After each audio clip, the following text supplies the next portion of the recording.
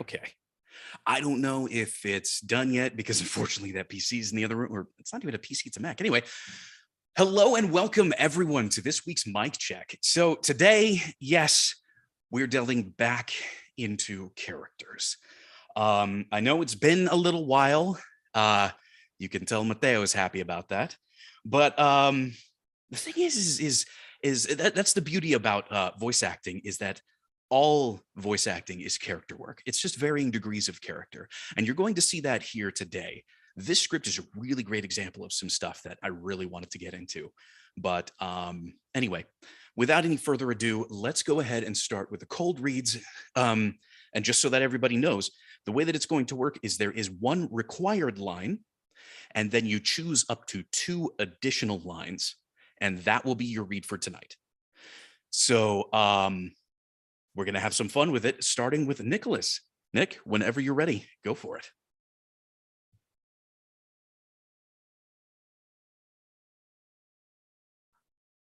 I'm what you might call a love addict. Just take a look at my gishly-gooshly tentacular devices, all ready for huggling and squizzling.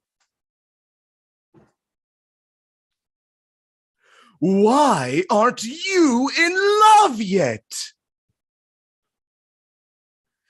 Isn't that against the Coolio Rulios? All right, who's going next? I'm gonna say Mateo because you seem to have a connection to him. All right, Matteo, you're up. I'm what you might call a love addict. Just take a look at my giggly gooshly tentacular devices, all ready for haggling and squizzling. I'm so excited. I'm your alien most with the alien most.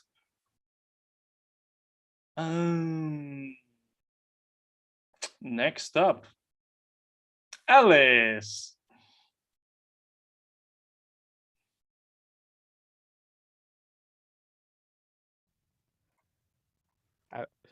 I kind of forgot that my chat window was above the thing, and you can't click through it because Zoom is dumb and weird.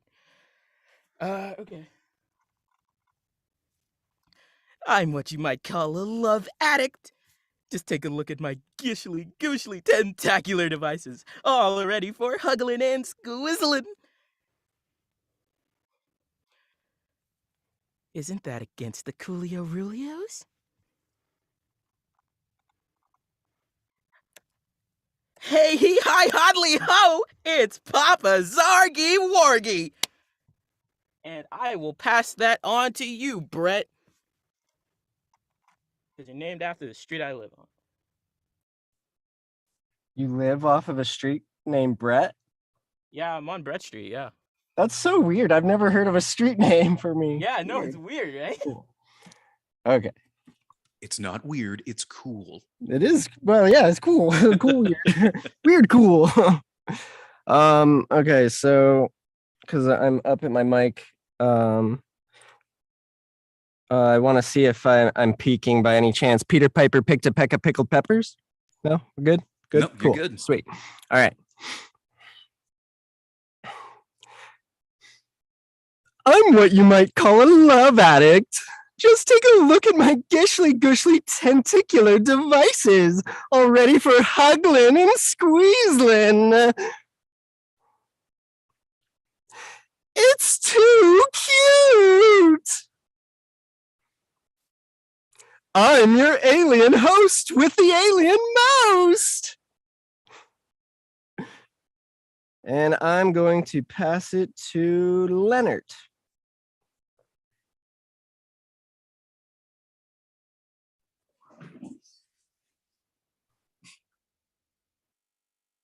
I'm what you might call a love addict. Just take a look at my gishly-gooshly tentacular devices all ready for huggling and squizzling. Why aren't you in love yet? The greatest dating show in the universe. Justin.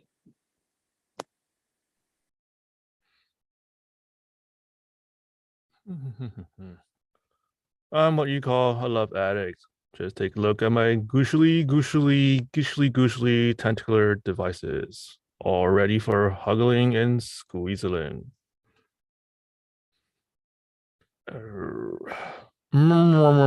I'm so excited. Isn't that against the Coolio Rulios? Yeah, code read. Code read. Rob.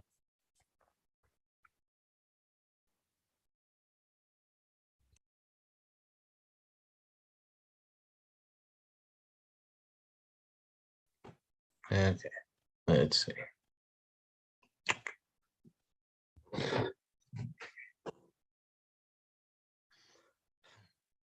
I'm what you might call a love addict. Just take a look at my gishly tentacular devices, all ready for huggling and squizzling. Hey, do you believe in love? It's too cute. Why aren't you in love yet?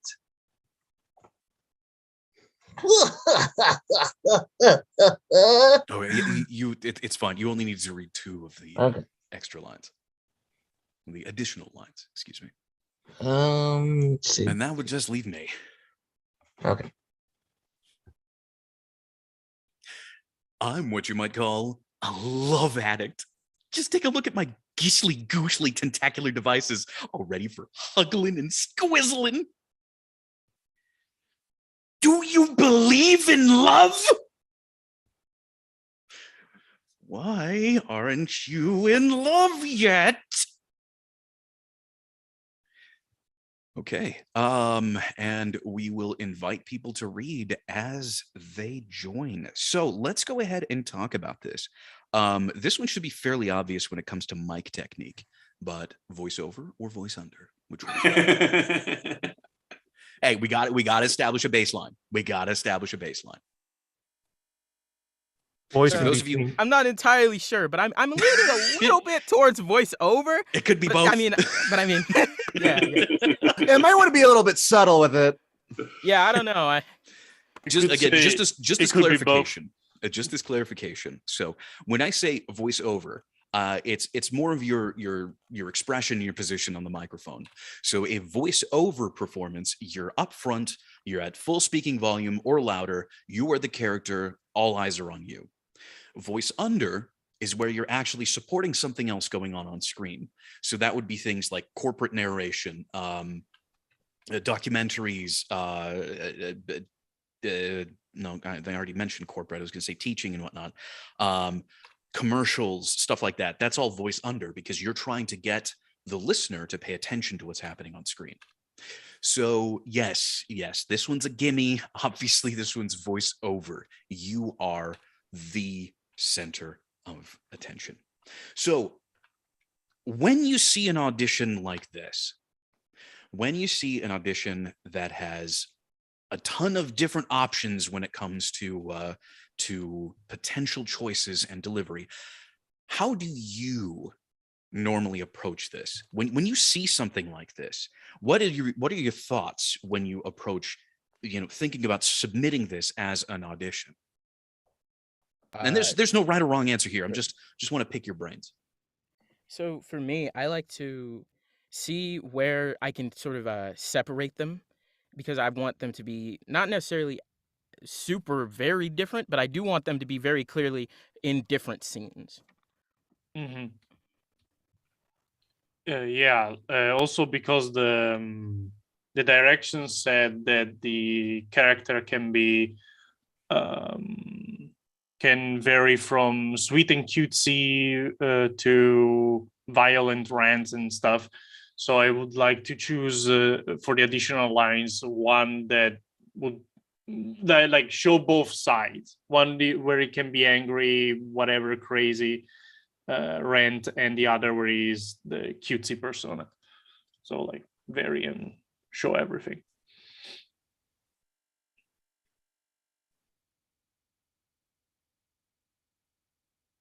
Anybody else?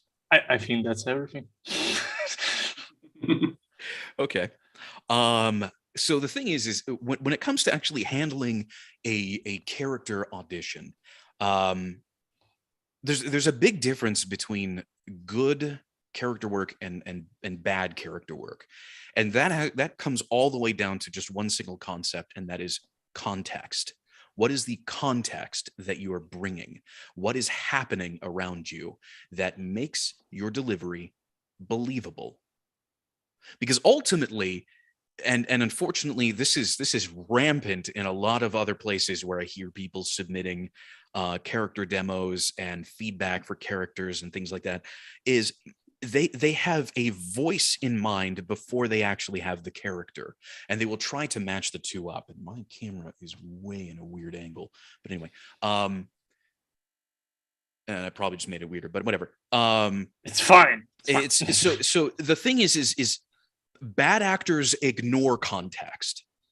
Good actors work with context, and great actors enhance context. That's a pretty good line. Do not ignore any of the context. Now, how do we find context in this? Well, the thing is the character side actually has some good things that we can work off of. So, for instance, you are the primary antagonist. So ultimately, your character is supposed to be a threat of some kind of I mean, however you want to see it or restate it. I think it really boils down to the antagonist is the threat of the story.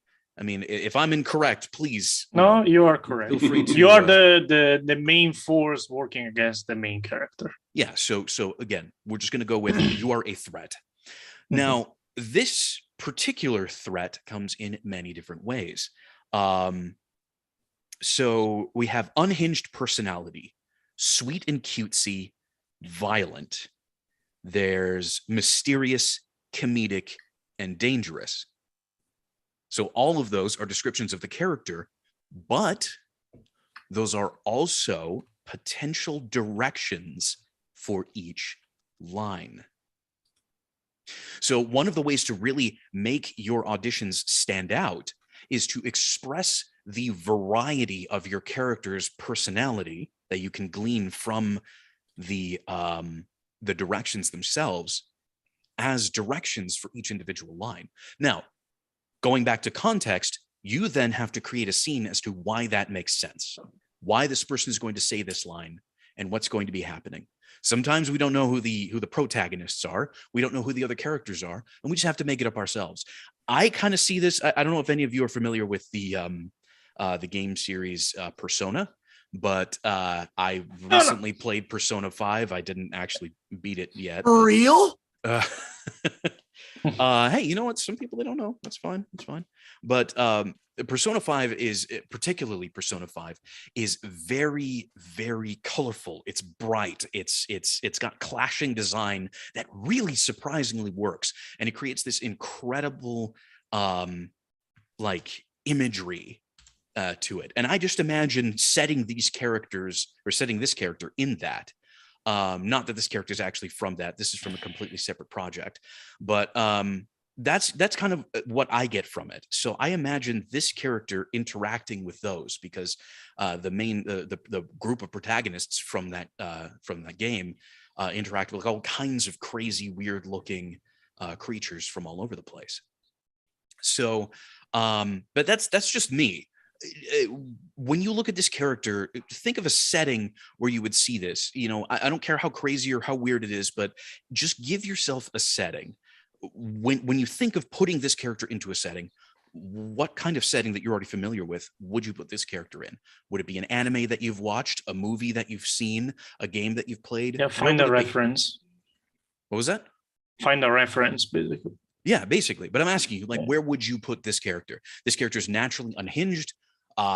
Another way to put that would be bipolar, hot and cold. What else? It reminds me of him from Powerpuff Girls, to be honest. Him? You know what? That's not a bad one. Yeah. I was thinking of Ruby Rod from The Fifth Element. Yeah. Okay. Ricardio from Adventure Time. There you go. But now you have a character reference, and now you have other characters to work off of. Because I'm sure that if these are where you would put this character, you know who you would work off of, right? You know the other characters in the story. Yeah. So with that in mind, it's up to you to create a scene around each one of these lines. Somebody who's listening to you needs to have a glimpse into that world. Again, that's what makes good character work, is a glimpse into the world you're inhabiting. Again, I've got a couple of examples of that I could share, but I'll have to do that at a different time.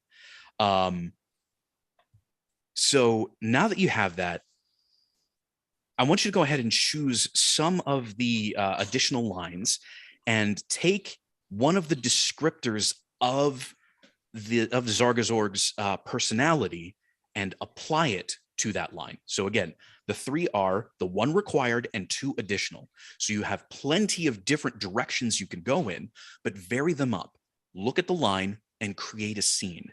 Also, Emily, welcome back. Did you want to participate with us, or were you just listening in for today? Join.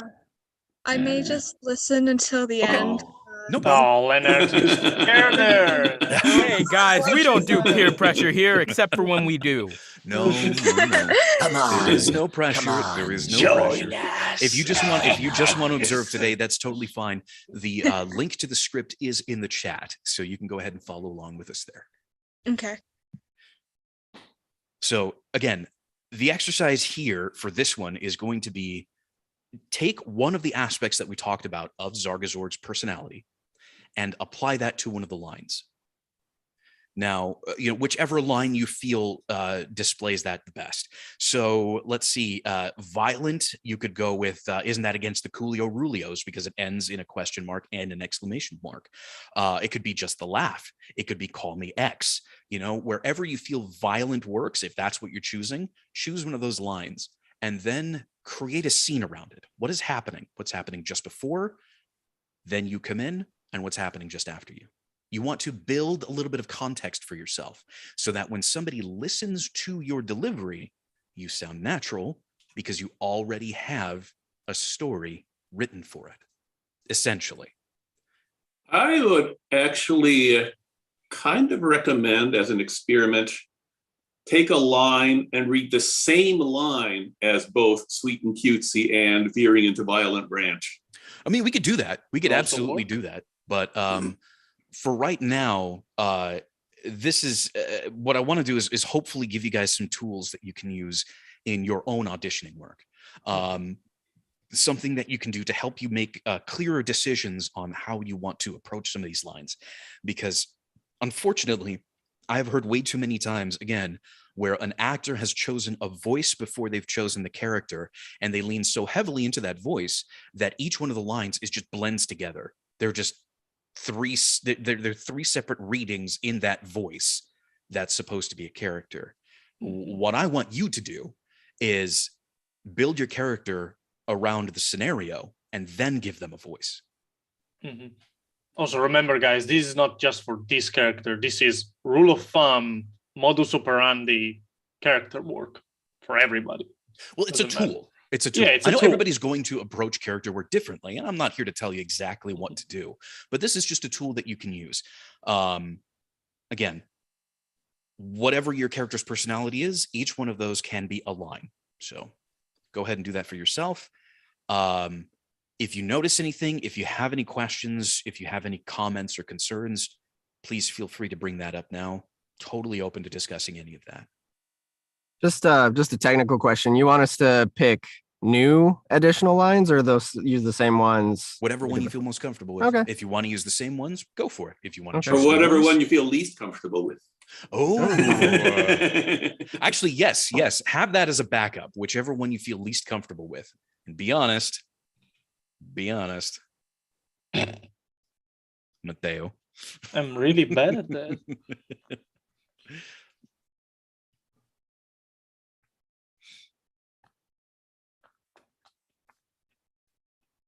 Now, I would highly suggest, if at all possible, either write yourself a few notes or mark up the script if you can, if you have the ability to do that. Yes, please, guys, everybody, mark the script.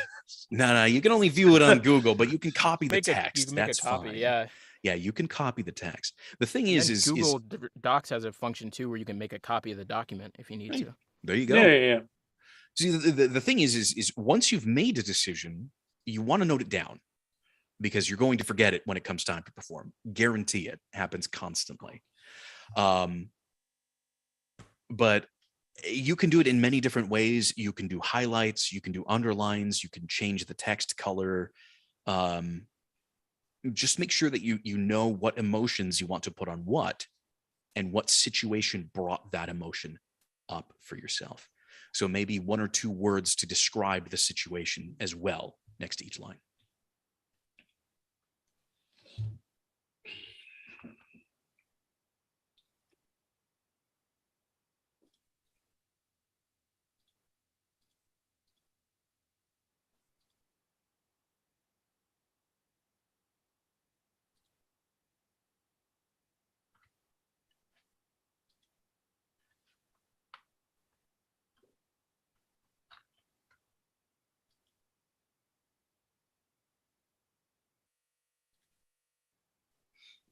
Something else that you might want to consider doing is stringing a few lines together to go back to back.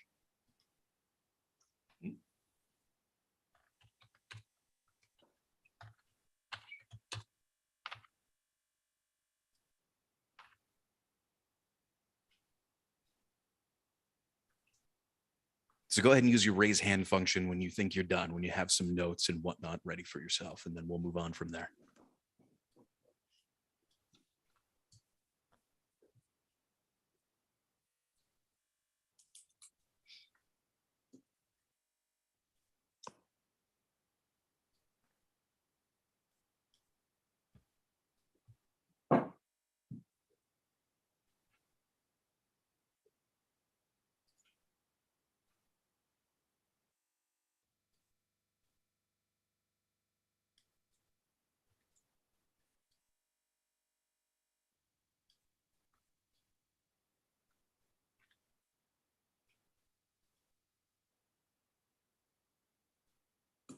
A second to figure out how to do it. This is how we do it. Now, you can feel free to mute me or whatnot, but character creation and character work is really individual because everybody's going to have a different approach to things, and that's totally okay. There is some power to saying that whatever you choose as a character voice is not wrong. Fun fact about that, actually. If none of, I mean, I know that this is kind of also embroiled in some drama that's going on currently, but I feel like it's a story that really, really applies here specifically. There's a lot of pressure that actors oftentimes feel to get this down perfectly, to really deliver something absolutely perfectly. And the problem is that we don't have a clear idea exactly of what perfectly is. Only the creator who is buying your talent knows what that is. And even then, it's not always clear. So there was an interesting story about Pirates of the Caribbean. Again, we're not talking about the drama. We're just talking, we're not talking about the drama that's around it. I understand, I get it. But putting that aside, I'm using the story as an illustration for something else. So when Disney was first writing the character of Captain Jack Sparrow, Johnny Depp was not on their radar. They actually wrote it specifically for Hugh Jackman. In fact, Jack Sparrow was named after Hugh Jackman. That was why his name was included, or that's why his name is Jack. But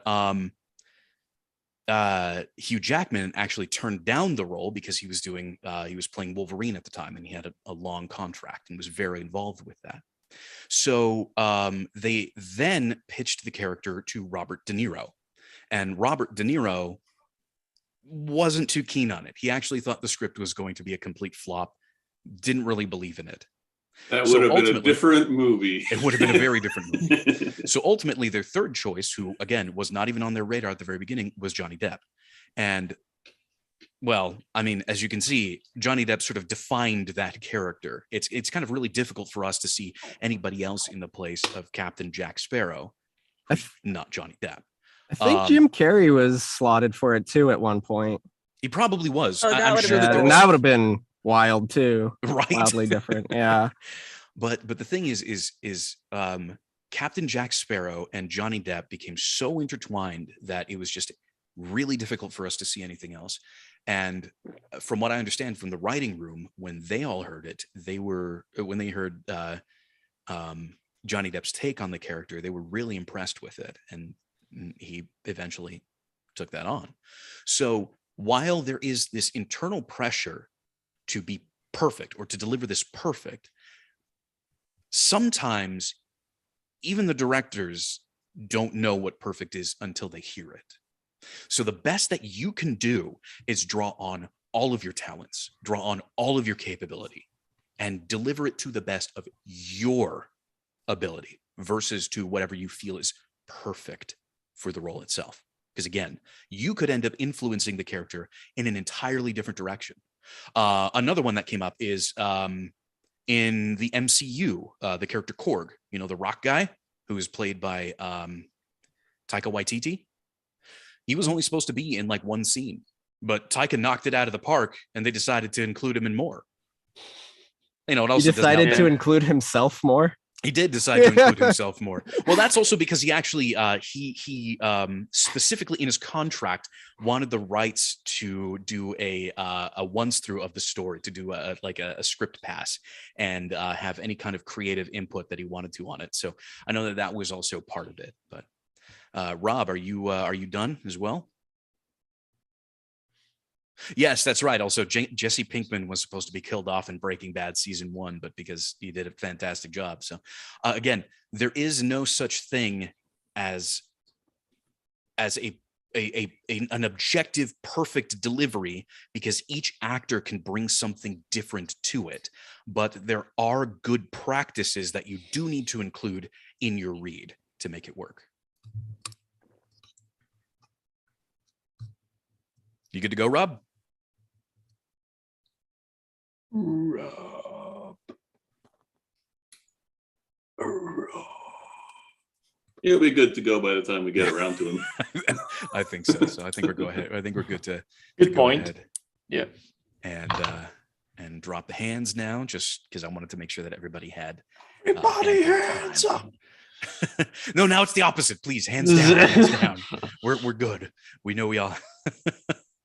Also, Mateo, thank you very much for taking down the order, because everybody raising their hands totally screwed it up for me. So, without any further ado, let's go ahead and get back into the reads, except this time, they will now be directed. So, again, what we're looking for is not a technically perfect read, but something where we can tell what's going on around the character even a little bit and where the emotion makes sense. So just go ahead, read your 3 lines, and then we'll talk about it, starting with Nick. Nick, whenever you're ready, go ahead and give us a read.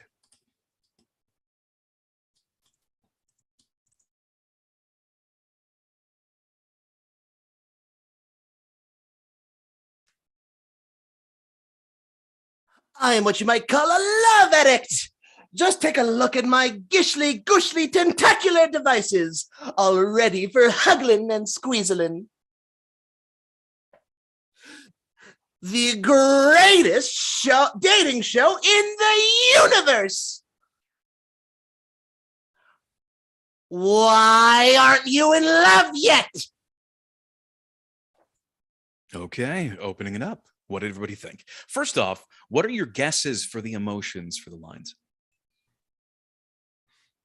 Felt like he was kind of leaning more towards the unhinged bit. On like which line? The drastic, insane. Okay. On which line? The why aren't you in love yet? Okay. I think a lot of it had a lot of the same tonality to it, except for that last line where it got a little bit violent. But I think there could be a little bit more of a change with the unhinged bit. Because I feel like Yeah. unhinged goes rapidly between emotions, like without warning. So that's all I noticed. And then the flub.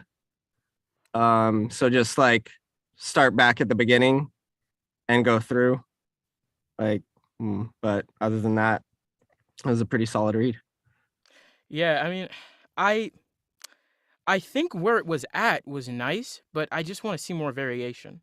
Because as it was, I heard the same like emotional space all three times.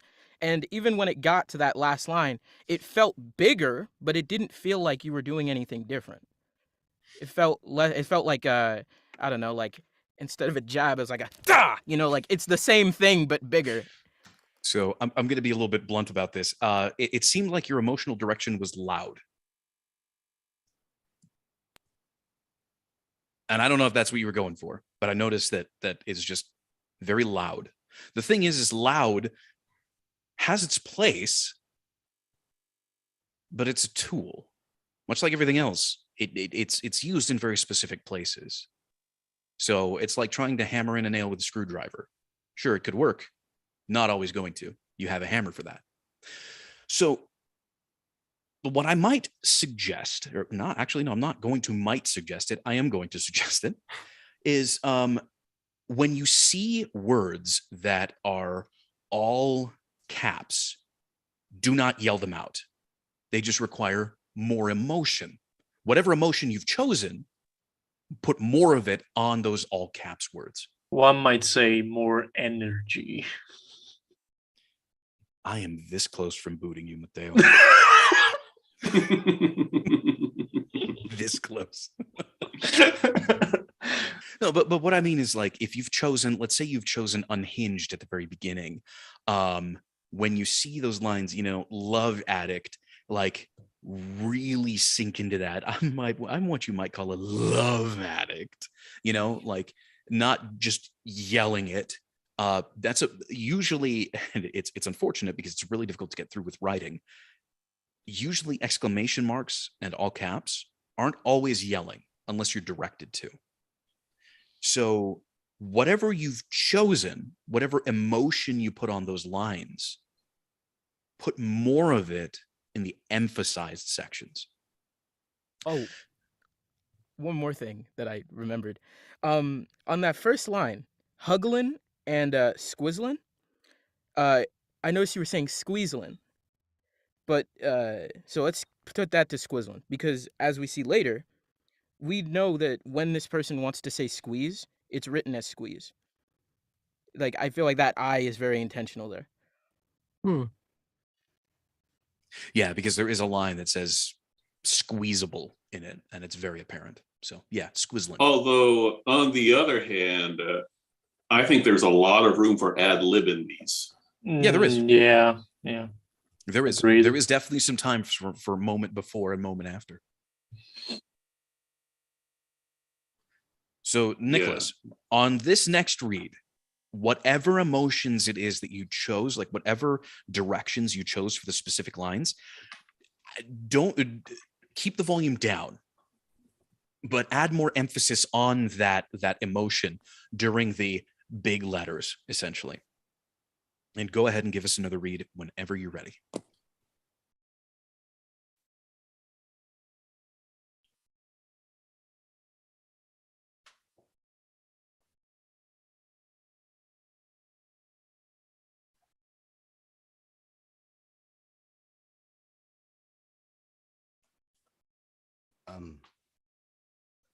The line I chose that I thought I'd have the most difficult one was the last one that I read.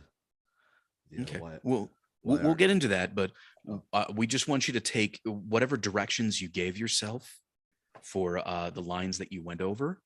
Go ahead, give us another take, but keep the volume down more. Keep it more in a speaking tone, but emphasize that emotion more wherever you see all caps letters.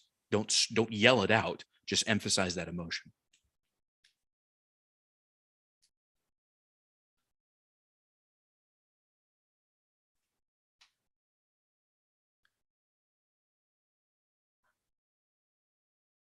I'm what you might call a love addict. Just take a look at my gishly, goosely, tentacular devices. And all ready for the huggling and squeezling. Yeah.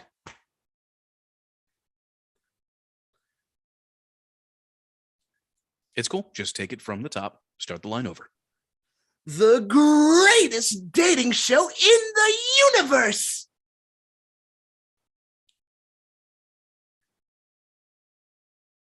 Why aren't you in love yet? Okay, opening it up. What did you all think of that performance?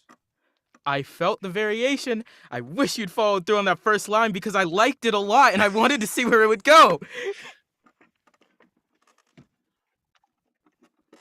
Anybody Well, else opening it up? Well, that's I not true. noticed- You I did know- follow through, but I mean it. I noticed you know what I mean. I said squeezling.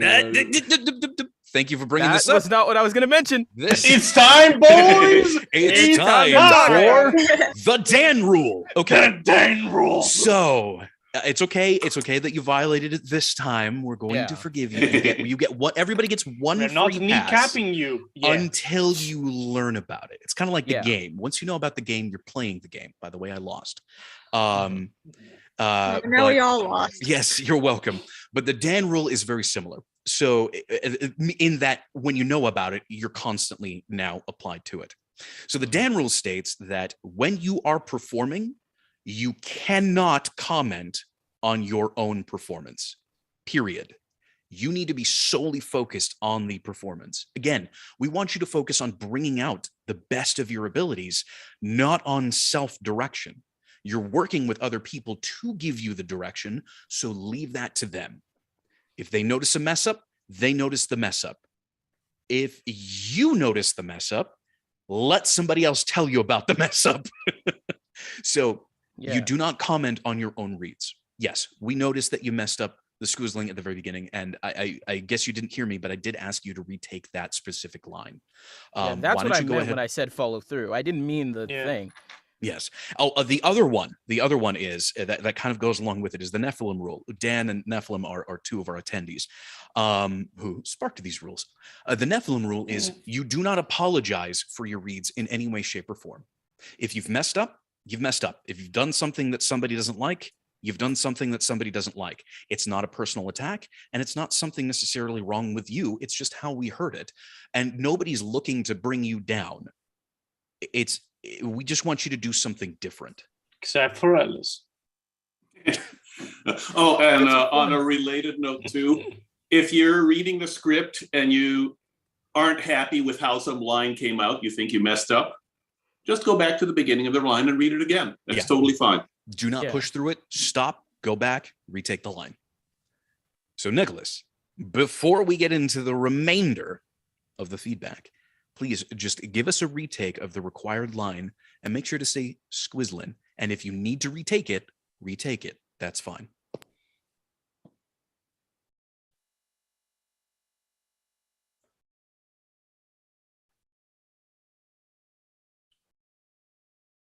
I'm what you might call a love addict.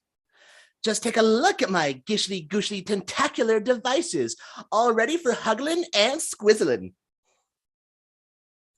There we go. That was a good take. Now, Got it, dude. let's go ahead and give some feedback. What did you all think of that performance altogether? The retaken line and the previous lines.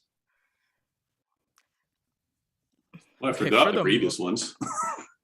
I feel like this one was really good, but I like the energy on the like one right before this a lot more. Mm. I liked that almost so happy that he's gonna crush you to death in a hug. I kind of like that a lot more, but I don't know, something about this one spoke to me. It was really down to earth, and it was really easy to tell what you were going for. It was a lot easier to tell what you were going for because it wasn't lost in all of the noise, the big shouting, bombastic yeah. shouting. Yeah, it was easier to tell what was happening with your emotions, and in that sense, it was a lot easier to give each of the reads a little bit more context. It's all definitely a big improvement over your first time through. I do have one issue with this last reading of the required line. it felt like you ended the performance a little bit early. So it went, all ready for Huggling and Squizzling. That's an exaggeration, but you get the point.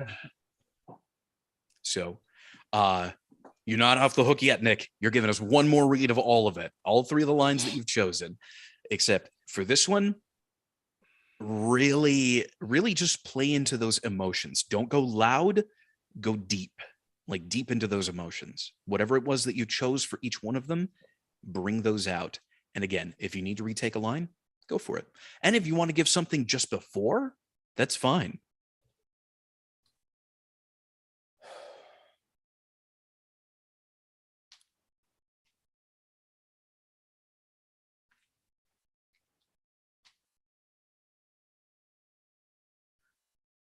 I'm what you might call a love addict.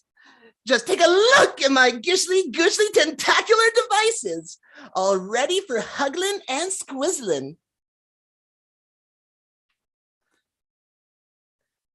The greatest dating show in the universe. Why aren't you in love yet? Okay, opening it up. What everybody think of those? Aside from the fact that on the last line I always hear Ethan every time. No, Ethan. Right, Mike? Nathan? I think so. You mean Nathan? Fuck Nathan. It's 2 a.m. Don't fucking judge me.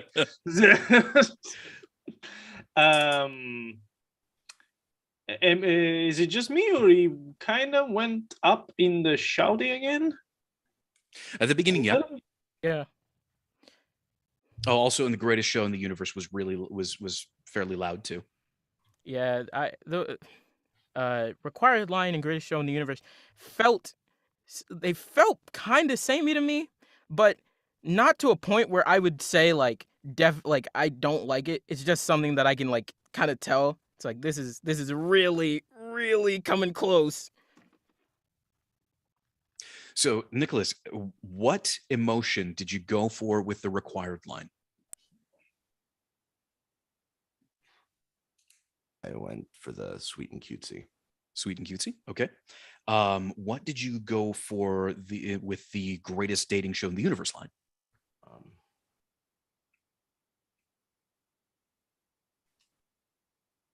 Well, to be fair, it was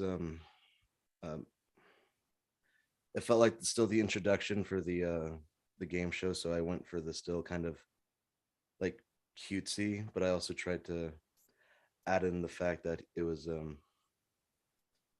energy was kind of violent. Okay. And with the "Why aren't you in love yet" line?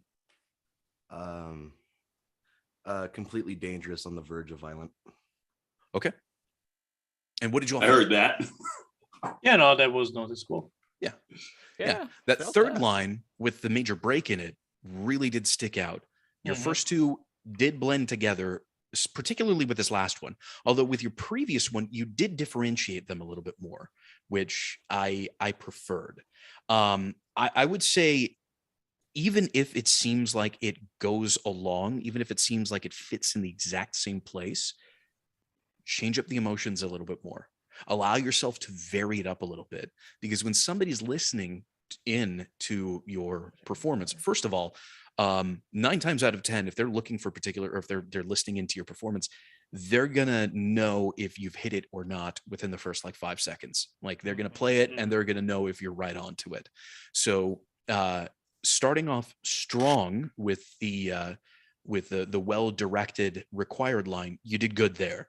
But you really need to differentiate your second line a little bit more. Just a different emotion would really help it out, really help it stick out in a different way. So we're not going to put your throat on blast anymore. You've definitely given us some really good performances and varied it up a bit. But can I ask for one more take on the second line to try and differentiate it? Okay. Sure, don't tell us what emotion, but assign a different emotion from the list from Zargazord to it.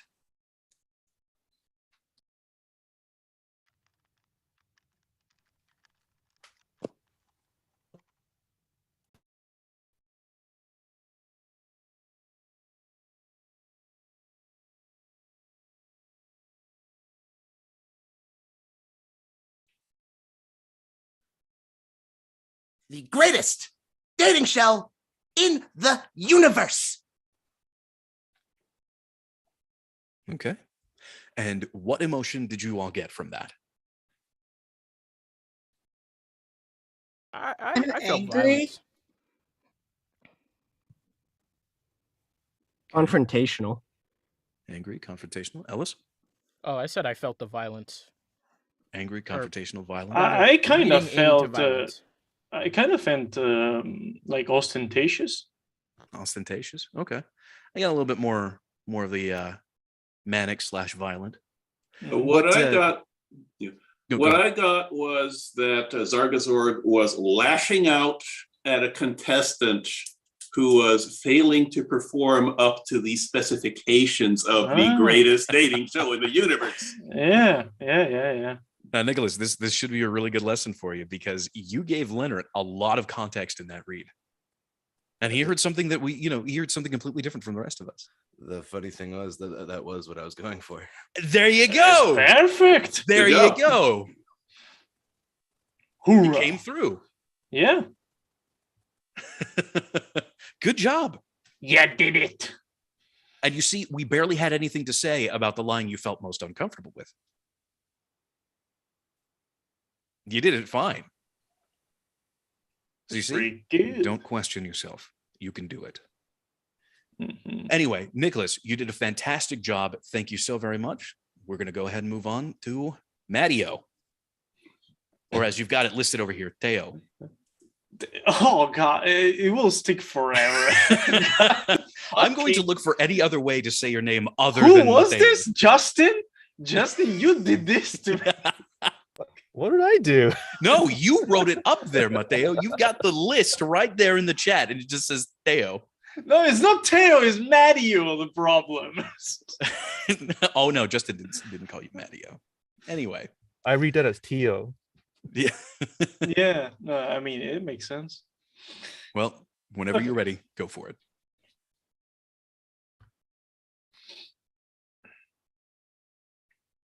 I'm what you might call a love addict. Just look at my gishly tentacle devices, all ready for huggling and squizzling. Huggable, squazzable, squeezable, squeezable. I'm so excited.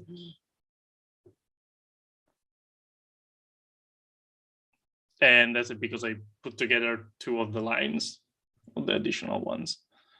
Okay. Well, what did everybody think? Opening it up.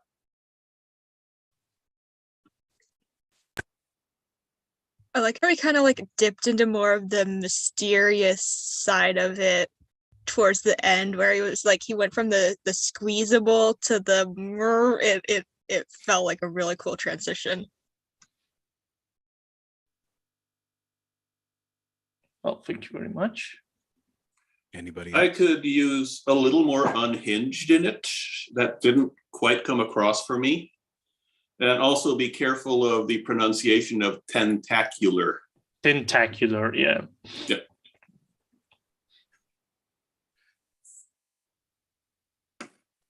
Yeah, Thank you.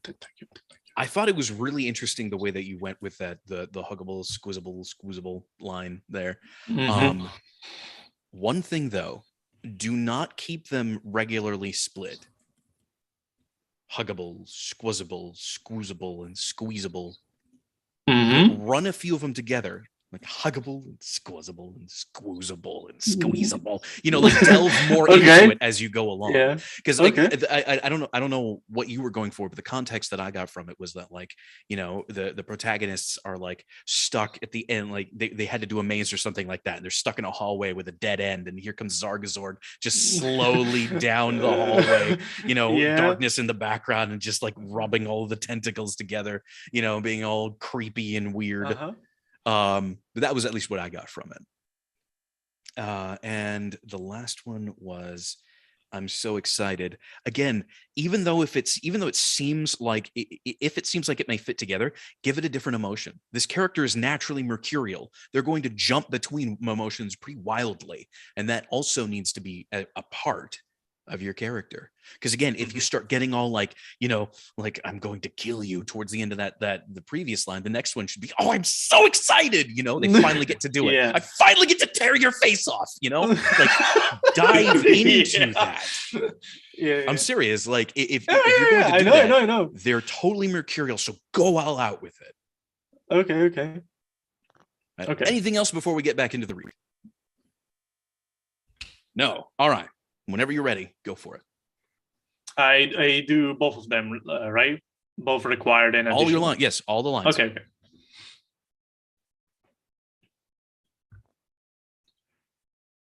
I'm what you might call a love addict. Just take a look at my gishly tentacular devices, all ready for hugging and squeezling. Huggable, squazzable, squoozable, and squeezable. I'm so excited. Okay, opening it up. What do everybody think of those takes? I did like the direction with the advice you took for the second line of like getting more manic and going down into like the third line, trying to connect the two with the but for the third line, I feel like you lost a bit of energy for that excited part because you started with the I'm so, and then it's like excited. Okay. One thing that I'm almost certain was not intentional, but that I really liked anyways. Hit me, was that Elvis. on that first line, I really liked that. I don't know why that flub, it kind of worked a little bit, where it was like, and it's like, oh, I almost said something I wasn't supposed to, so I'm gonna replace it with squizzling. I kind of like that a lot. Okay. Okay. What emotion were you going for the very first line? For the required line? Yes. I was going for both the mysterious comedic together with the a little bit of cutesy in it, I guess. Okay, because it kind of I could feel that you didn't necessarily have a clear direction in mind with that first one because it's kind of bland. It's compared to the second and third lines where you actually have like a clear emotion that you're getting into. The first line is kind of just there. It's a line that you read. Choose one of those two. Okay. One of them and stick to that. And again, where you see bold words, where you see all caps words, that's where you play up that emotion. Okay. So choose one, play up that emotion. Give us, again, all three lines whenever you're ready. Yeah, all the lines.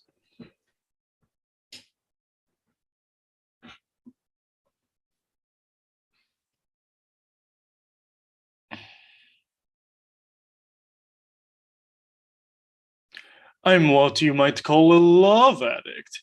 Just take a look at my gooshy tentacular devices, all ready for hugging and squizzling.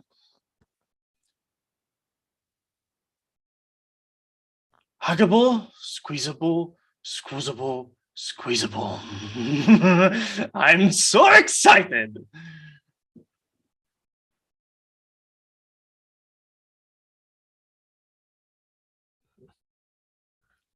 And I've got to unmute. All right. What everybody think of those? Opening it up.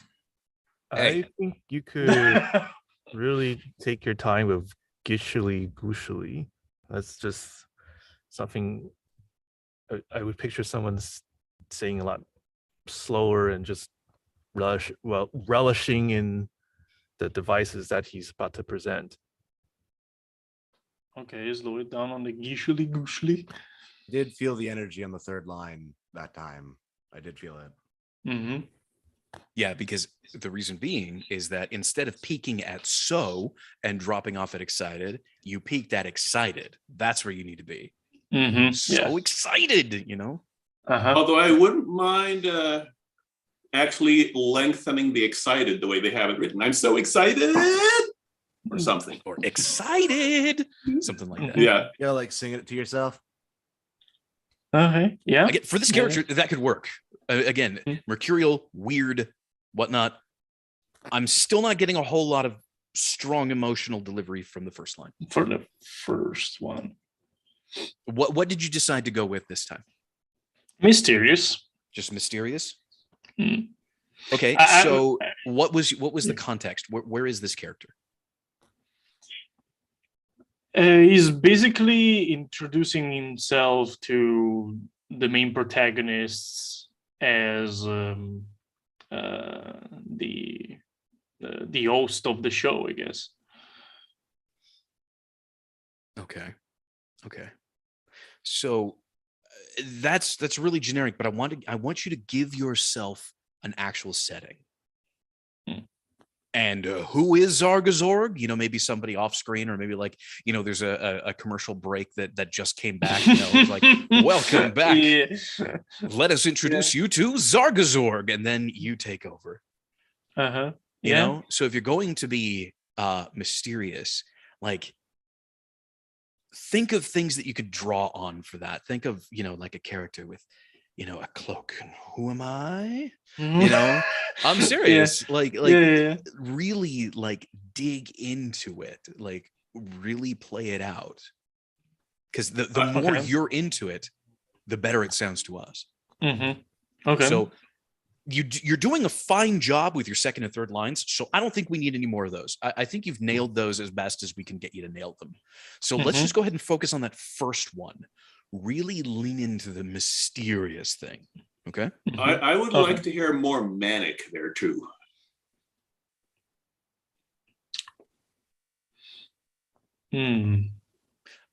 Here's something. So imagine that the main characters finally get to see this. This is their very first introduction to any of it. And they see a stage light up, and there's a dark figure in a top hat and a long cloak, and you can't see their face. And that's you. And you slowly reveal yourself to be this heart-shaped octopus monster that looks nothing like what they initially thought of on stage. Yeah. Go for it. Okay.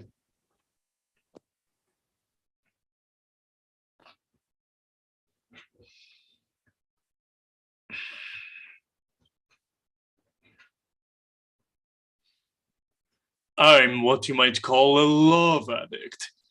Just take a look at my gishly tentacle devices, all ready for huggling and squeezling. All right. What did you all think of that one? Definitely heard the manic there.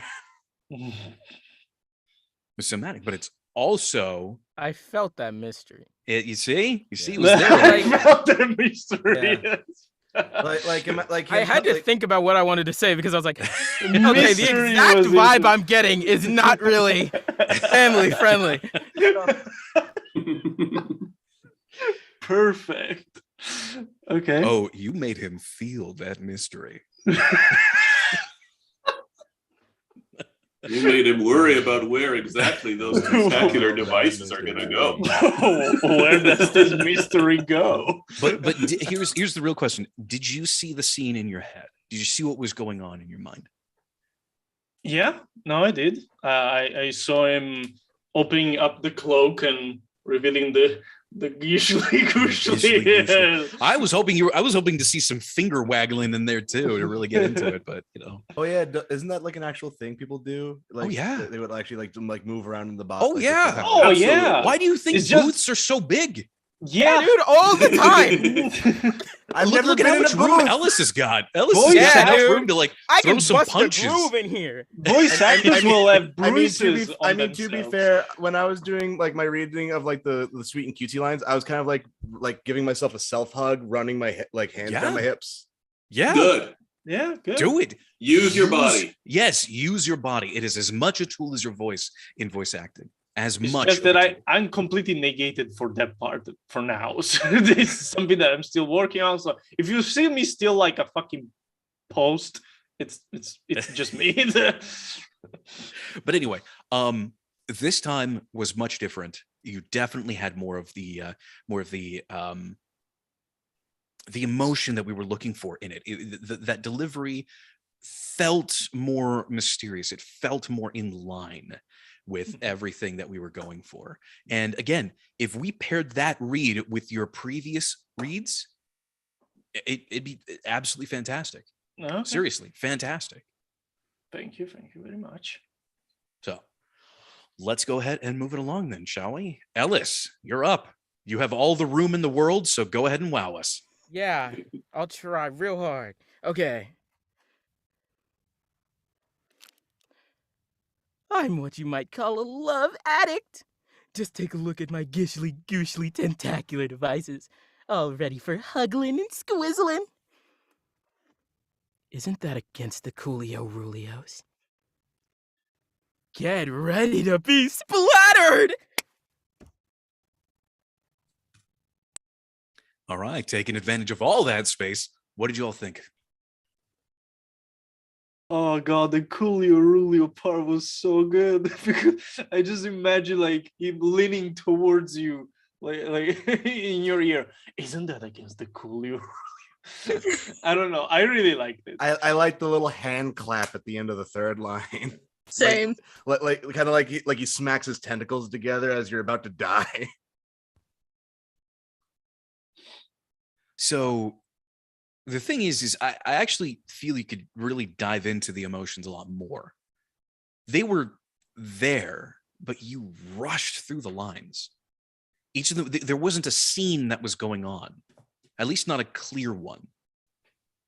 So what I mean with like, I could tell you were going for threatening with the, isn't that against the Coolio Rulios? All right, if you're going for threatening, get in close and threaten me. Isn't that against the Coolio Rulios? You see what I mean? Like, really get into it. Let there be a scene. See your character, whatever. I'm sure that your character was like leaning in right in, the Zargazorg in your head was leaning into one of the main characters, right? Something like that, right? Or am I wrong? I forgot I was muted. Yeah, in my head, Go to he's like Richard. looming over him from Well, behind. It's like, the thing is a shadow of that was there.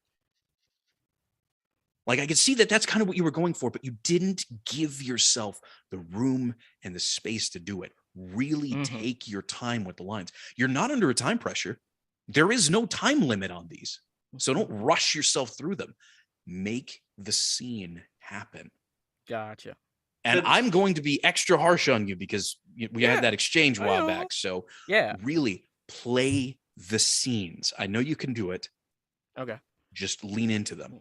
Does anybody else have anything they'd like to say? Nope. Cool. Give it to us, Ellis. Knock my socks off. Come on. All right. I'm what you might call a love addict. Just take a look at my gishly gooshly tentacular devices, all ready for huggling and squizzling.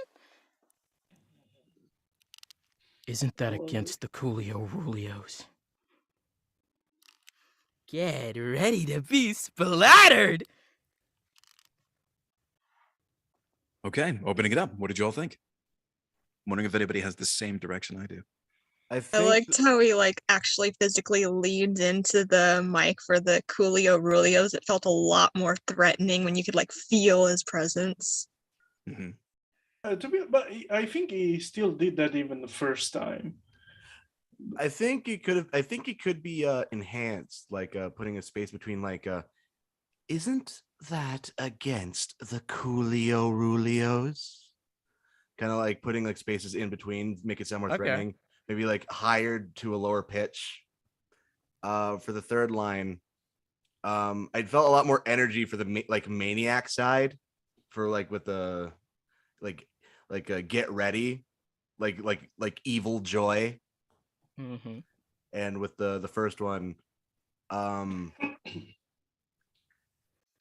think it was just mainly because of when you were wrapping the thing around your mic, but it felt like it muffled your voice a little bit,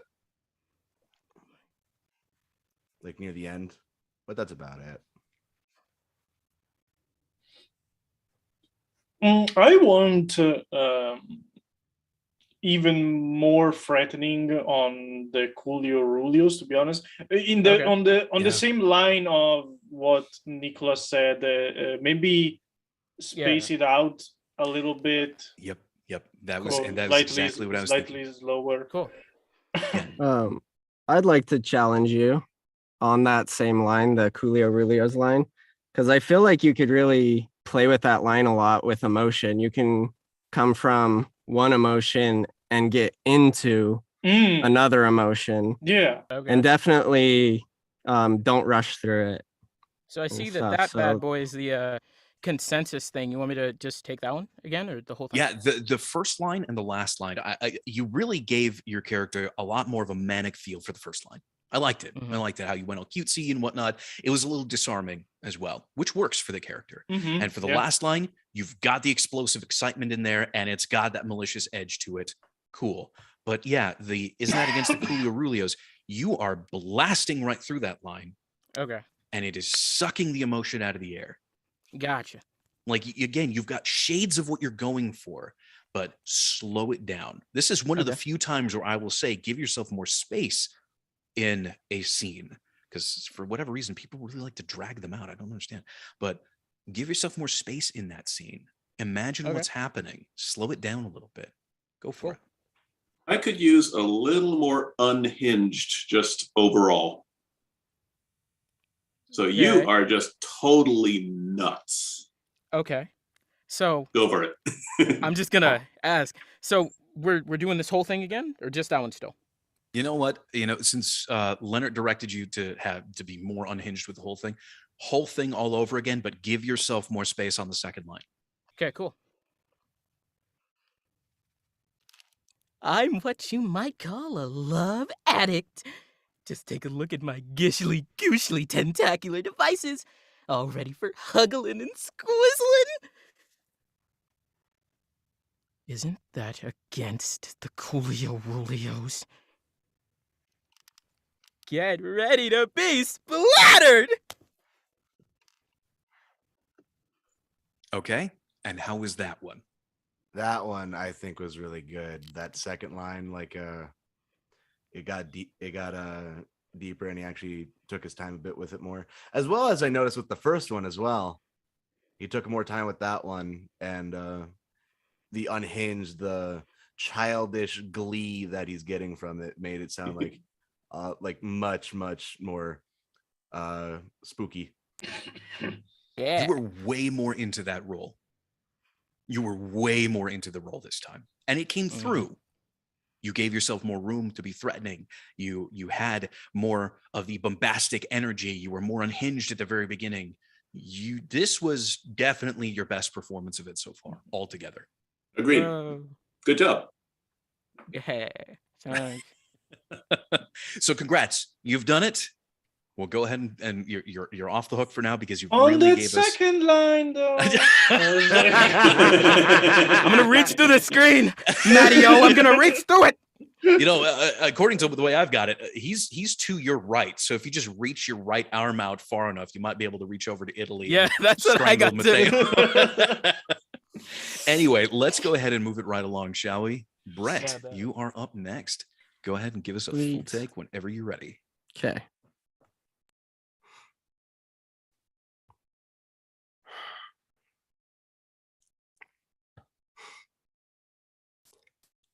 I'm what you might call a love addict. Just take a look at my gashly gushly tentacular devices, all ready for huggling and squeezling. It's too cute. Call me X. All right. You're starting to peak now a little bit. I don't know where that came Yeah, from, but I figured I might have. it's cool. It's cool. But again, we're here for the performances. So what did you all think? Let's go ahead and open it up. Give Brett some feedback. Definitely, Brett likes his tone changes, and I appreciate that. I think that, to be honest, was a lot of the peaking as well that I would like to, but for the rest, maybe as slightly lower, maybe. For the rest, I think was pretty nice, but I want to hear the others' feedback too. My thing, The first line, it felt a little,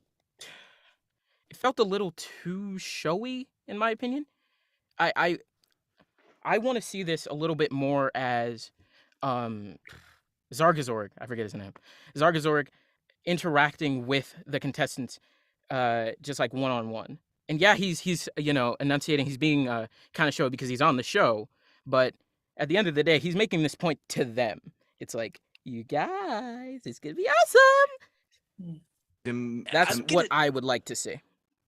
Listen, I'm going to disagree with you there. I actually really liked the way that the first line was approached, because if this character is showy and up in front of people, it doesn't matter if they're addressing a single person, they're still addressing the audience. And I felt like that was definitely there. And I personally really liked that change in tone where you start off, I'm what you might call a love addict. I love that because, again, the character is mercurial. They're all over the place, and you definitely had that there. Let's see, the second line, it's too cute, right? Another change of tone. Another change of tone, yeah, which was good. I'd kind of like to hear you struggle a little bit more getting cute out. I'd like your character to be kind of overtaken with how cute it is. Like it's almost like that's their weakness. They're falling to the ground. It's just too cute. Mike, you're going to give Brett a stroke. You know what? Yeah. No, I met Brett on another it's a monthly meetup, and Brett's got the character work stuff down. Brett's a character actor through and through. So this is going to be more up his alley. I actually want you to play up that character more. Okay. Again, you're like falling to your knees because it's just too cute. Somebody just lifted up this tiny little kitten with massive big blue eyes and the tiny little ears, and you just can't. You can't. You're done.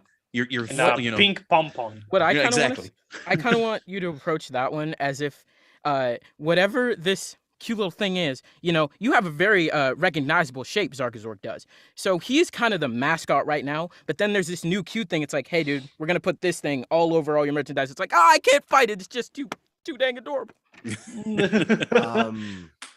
For me, I think I do enjoy the tone shift, but I just thought I'm what you might call a love addict. I felt like that was a bit of a longer pause than necessary to me, because I'm not entirely sure, because I love the manic to cute, because to me in my head it sounds like just revealing the form of the Zargazorg as the heart-shaped tentacle beast, and the protagonists are asking its motivations, and I'm what you might call a love addict is a really good tone shift. For the second line, I don't really have much to say, but for the third one, because I noticed we've been kind of ignoring that one. The third one was like, you can call me X. It didn't sound menacing. It just sounded like you said the letter X. Yeah, that was my comment on it too. I couldn't tell what emotion you were going for with the call me X. Can I say what emotion I was going for? Mm-hmm. Okay, I was trying to go from the call me was like his normal love kind of feeling, and then X was going to get sinister, like he was revealing that he was someone the protagonists have been fearing, like revealing himself as this mysterious person, and finally that he's revealed himself. So yeah, I read that. I saw that. That's a good take on it. It didn't come through for me. Okay. All right. All right. So go ahead and give us another full take. Okay.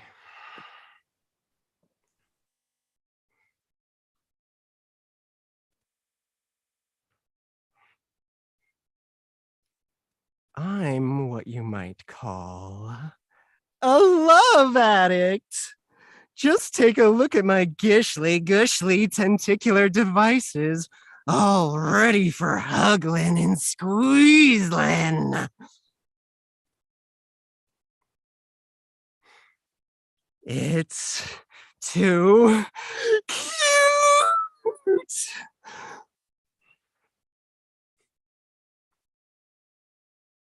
Call me X.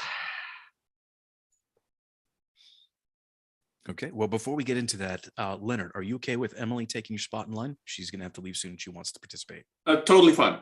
Okay, cool. So we got that out of the way. Let's go ahead and give some feedback. What did you all think? Just because this was the main issue with my first read of the required line, you said squeezling. Yeah, I heard Oh my squeezling. god! Yeah, I was this gonna is- bring up the squeezling. And then another That's just the thing. one thing buzzing in my head. I was just like, he said like, the thing. I get to say it. I get to say it now. Me. My thing too that I noticed with the first read too, and I wanted to see if you would fix it. You're saying tentacular, and not tentacular. Particular. Yeah. That's my thing that's standing out. And then for call me X, I like I like that shift, but I like the general direction it took. I feel like the X was Too drugged a out. little too forceful. I tiny bit too drawn out too. Yeah. I don't think it needs to be a long X. It can be, but I feel like that combined with the rest of it, it just makes it feel really weird and stretched. So I would just tighten that a little bit. One could say anime. Your bias is showing, Mateo. I don't think so. Sorry, Nicholas, go ahead. I think for the second line, I guess I wasn't able to read it correctly. I think it's just because your microphone cut started because there was the it's too and it started bumping in and out of I don't know how to describe it. We call it call it internet funkiness. Internet. Yeah, weirdness, it got screwed over by internet funky. But for the most part, again, I agree that X was too dragged out in that one. Just cut it short. Call me X. Start extra high. If you want to make that difference, start extra high. Extra high, yeah. Oh, and then for it's too cute. This could also be attributed to internet wonkiness, but who's to say? So it felt to me still a little almost excited. I want to see you're defeated. This thing is my rival. I'm supposed to be the cutest, but I can't win. You know what I mean? That's what I want to see. So start with no, it's too cute. Something like that. I don't know why not. Seto Kaiba, this shit. Hashtag internet wonky. Yeah. Anyway. So I think then from what I'm getting, I think we can pretty much all agree that the opening line was really good. Yeah. I've got no problems with that opening line. Yeah. I really like your required line. So just go ahead and take the second two lines and then we'll move along. Okay. I'm probably still peeking. I'm trying to keep it low.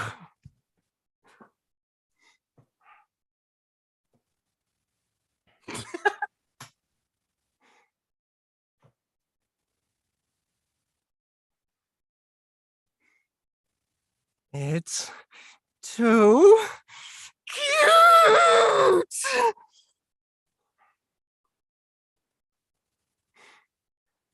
Call me X. For me, both of those lines landed perfectly. Goddamn. I was, Yeah, dude. they're bare perfect. Yeah. I felt your rage at the cuteness. I felt that. Yeah. You're awesome. Just a big goddamn it. My only Ellis? thing. What? Go ahead. Huh? Let it out. Come on. Your Oh only no, thing- you said it like I said something. I was like, what? Ellis? Huh? Yeah, no. Huh? My only thing is that the X, and again, this could be internet wonkiness, but who's to say? I don't know if anyone else heard this. It was kind of lacking in that serious, almost threatening tone that I loved so much before. I think this is back when I with the first take when he said you call me X. It just sounded like he said the letter X, menacing to it. Like there's like the difference between. No, Like- I disagree. I felt the venom in it. Well, I felt this tone and like the tone To shift me, it in felt more- seriousness. It in felt more like seriousness, but- I'm sick of this. I'm not gonna deal with this anymore. It's like, you should know my name kind of thing, as opposed to like an actual threatening, like, do you know who you're dealing with kind of deal, kind of vibe that I got from the last one. That's weird because I got none of that. I stand with Mike on this. Yeah. Well, look at that. We've got voice a little acting is subjective. exactly. Hey, We've got a little yeah. civil Like I war said, going. But here's And what like I this- said, it could be the internet. Who's to Should say? I just- But can I- here's- But Mike is the owner, so I win. So, like, Nicholas, go ahead. so there's like I agree, like there's a very good tone shift, but I thought like the way it was supposed to go was manic. I felt more seriousness, kind of like call me X, or like Well, and, yeah. like for Yeah, that was- that's what we were going for. Yeah, that I was think the that idea. kind of the unhinged Yeah, character exactly. about him that I Mm-mm. feel the character has. So the thing is, the reason why I felt that it was the best delivery of that line was because of that specifically. It's Yeah. because it's part of manic would also be moments of seeming lucidity, you know, Mhm. where things get really serious, and I think that really plays to the character. So I felt that it fit. I like the line. Lawyered. So I think Nicholas and I we're arguing two sides of the same coin. So I think ultimately though, because of the division, you're right on the money. I'm just gonna say that you gave a take that is going to work. So and Samuel, real quick, welcome in. Thank you very much. You are not a scrub, and your opinion does count. So do not say that. I'm going to count Mike. that as a violation. No, don't say it. of- Period. 'Cause you're Yeah, no, you're- period. you're- I'm gonna Trust say me, that I made the that's a mistake violation of the earlier Nest today. Boundary. So anyway, let's go ahead and move on. Brett, thank you so much. You gave us some awesome reads. And ultimately, if this hadn't already cast, I would say audition for it. Are you kidding me? Throw your head into the ring. I think you got a chance. All right, let's move along. Emily, new Hi. attendee, is now actually wanting to participate with us. Awesome. So whenever you're ready, Emily, go ahead and give us a take. All right, Okay, can I quick go question. after Emily too. Leonard, you're being pushed back again in line if you're okay with it. I don't care where I am. Okay. Actually, two questions. Okay. You said that there was room for what's it called, ad-libbing. Does that still stand? Yes, Sure. but do not change the context of the actual lines themselves. Okay. Of course. And then the other thing, do I have to start with the required line, or can I Yes. start with one of the additional lines? We're And kind well, of- if you're going to submit this as we're treating this as an audition. So if you're going to submit this, we need to start with the required line. Oh, okay. Although I guess technically you could also take the recording and split it and mix it other ways. But I'd like for you to try it with the required line first, and if it doesn't sound quite right, then we'll ask you to mix it up. Okay.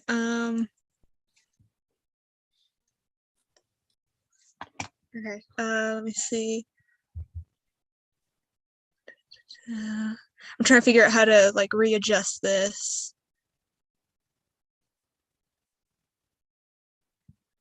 Okay. I'm what you might call a love addict.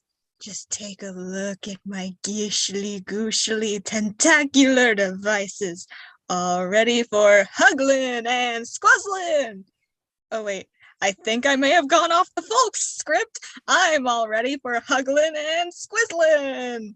I'm huggable, squazzable, squoozable, and squeezable. So then why aren't you in love yet? Okay, opening it up. What do everybody think?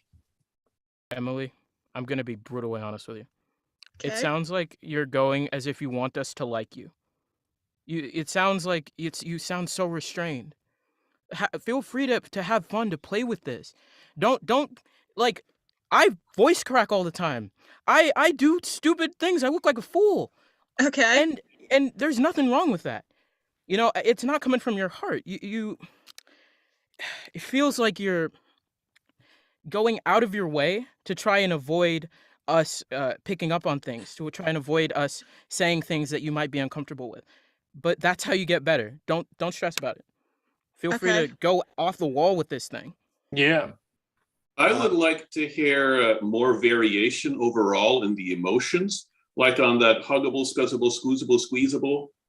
You can give each word a different emotion there. And that would really play into what makes this person insane. I felt the emotion for all three lines kind of blended in together until that final edge where it delved into manic. Okay. Of like why aren't you in love yet? It felt like the why like in love yet was the only part that had a different emotion. Everything else kind of blended together. And when you had that like little like in between the first and second line of what you were saying, I couldn't tell when the line started and when it stopped. Which part? Right. Like when you said like I thought I did that wrong. It sounded like you were still doing the same voice. So I couldn't tell when the first line started or first line ended and the second line began. My Okay. thing that I was also gonna say that I kind of forgot, but it popped back in my brain. Um, I for this next one, I want to take out those like connecting the lines because I feel like that's lending to you trying to like blend them into one sentence, and that is not gonna help in differentiating. So I Okay. just want No, to yeah. try one without them. So don't Yeah. try to connect them. No. The reason being is that you want each line to be a different emotion. Okay. Your character went from reedy, showy to somewhat angry.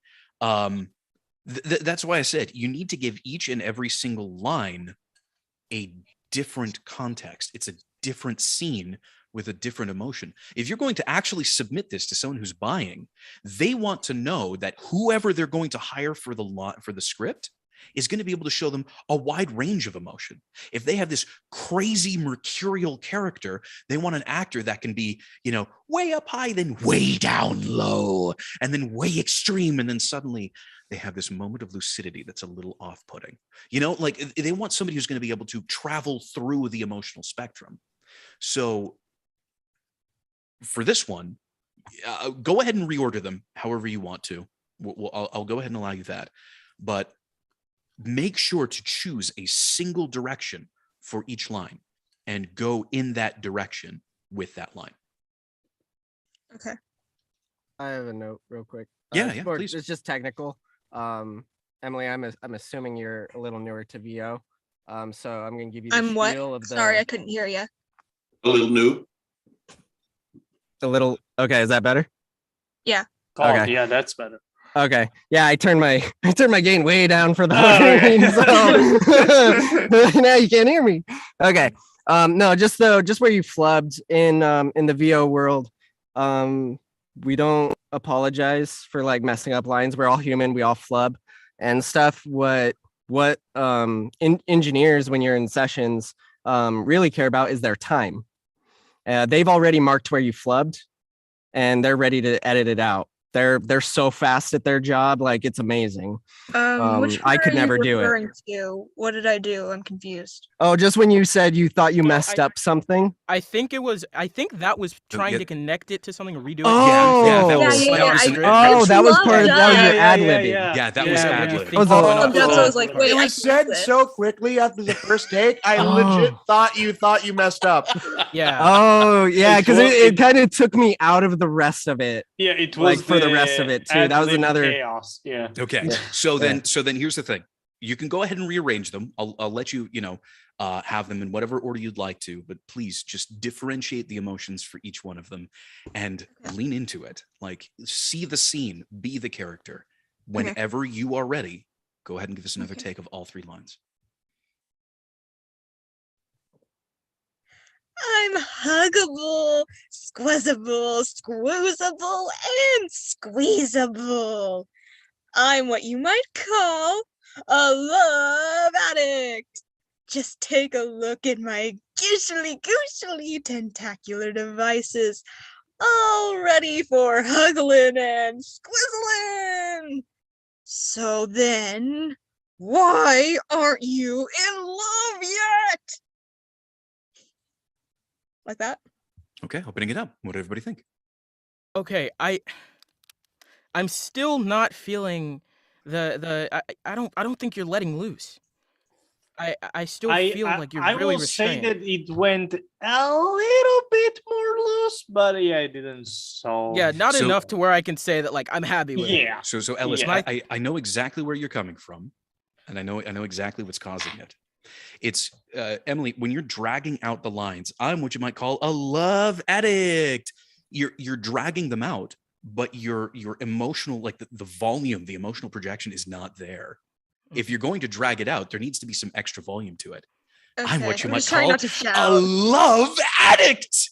You It's have totally to be fine to loud shout. with it. That sounds more natural if you're going to bring Yeah. it out. But that's Okay. okay. Again, this is why I'm saying choose an emotional space and emphasize that emotion with the all caps letters. Okay. So if you know, again, let's say that the emotion for that line is going to be threatening. You know, it's going to be you're establishing yourself as a villain. I'm what you might call a love addict. You know, you turn up that villainous sound at that spot. And then You know, my gishly other gooshly thing, tentacular devices all ready for huggling and squeezling. You see, it's not necessarily about getting loud or dragging them out. It's about emphasizing your choices on yeah, those and then sections. my other thing for huggable, squizzable, squeezable, and squeezable. Let's shrink that list a little bit. The spaces in between them were really long, and it took me out of it. Like Okay. You just this kick is the this table. is a weird thing. Think of like a grocery list or like any list that you've told to somebody. You don't say, I need lemons, apples, onions. I need lemons, apples, onions. You know, it's basically one sentence. It's just split into separate I guess you'll say segments. I think Okay. that's a really good analogy, actually, the grocery list. That's a really good analogy. Yeah, definitely. So one more take from the top. Okay. Go for it. Okay. I'm huggable, squazzable, squeezable, and squeezable. I'm what you might call a love addict. Just take a look at my gishly, gooshly tentacular devices, all ready for huggling and squizzling. So then why aren't you in love yet? Give me a retake Okay. of the second sentence of the required line, but do not drag out squizzlin'. Just end it. Huggling and squizzlin'. Just cut it short. Okay. From the all ready for or No, from the just take a look at my gishly. just take a look at my gishly, gooshly tentacular devices, all ready for huggling and squizzling. See, that sounded much better. Yeah. It sounded much more natural. Mhm. So the dragging on is I mean, I hate saying this way, but it's the only way that I could think to actually put it is it's overused right now in multiple Okay. different lines. Again, that's a tool that you can apply in very specific situations. I just think that your character came out a lot better this last time with the retake. Like huggling and squizzling just felt more natural. It was a lot easier to believe that you were a character. So Okay. I would say feel free to allow things to also just end. You know, like there's some people have this drive to drag things out. I think sometimes it's really important to just end them. Okay. And I think that part of that might be because you're aware that you're addressing an audience and you're trying to play that up. I think that might be part of it. But you know, you can be loud and energetic and really full of presence without necessarily like slowing down and dragging it out. You know, so the example I'm going to use is squizzling again because I guess that's my word of the day. So, you know, you're what I've noticed for the past ones, I think this one was a little better, but it was squizzling. you can have a really presenceful squizzling, right? Notice how that has a lot of presence. It's really there. You can kind of feel what I'm going for there, and squizzling without it like being dragged out. It's more Okay. the emotion, the emphasis. That's the word. I can say that. I will say for the first line for the take before the retake, when you were going like the gishly gushly tentacular device, I liked how it calmed down a little bit to like kind of him like look at my machines, look at them, I've made, they're so well made. Just kind of, I liked how it kind of like him proud of like his own devices. That was Or Oh, her. It's that's or her, yeah. androgynous character. Well, So I actually Emily, what's something that like a concert, a show, a movie, a game, whatever, something that you can just talk to somebody about for hours and you're just super excited about?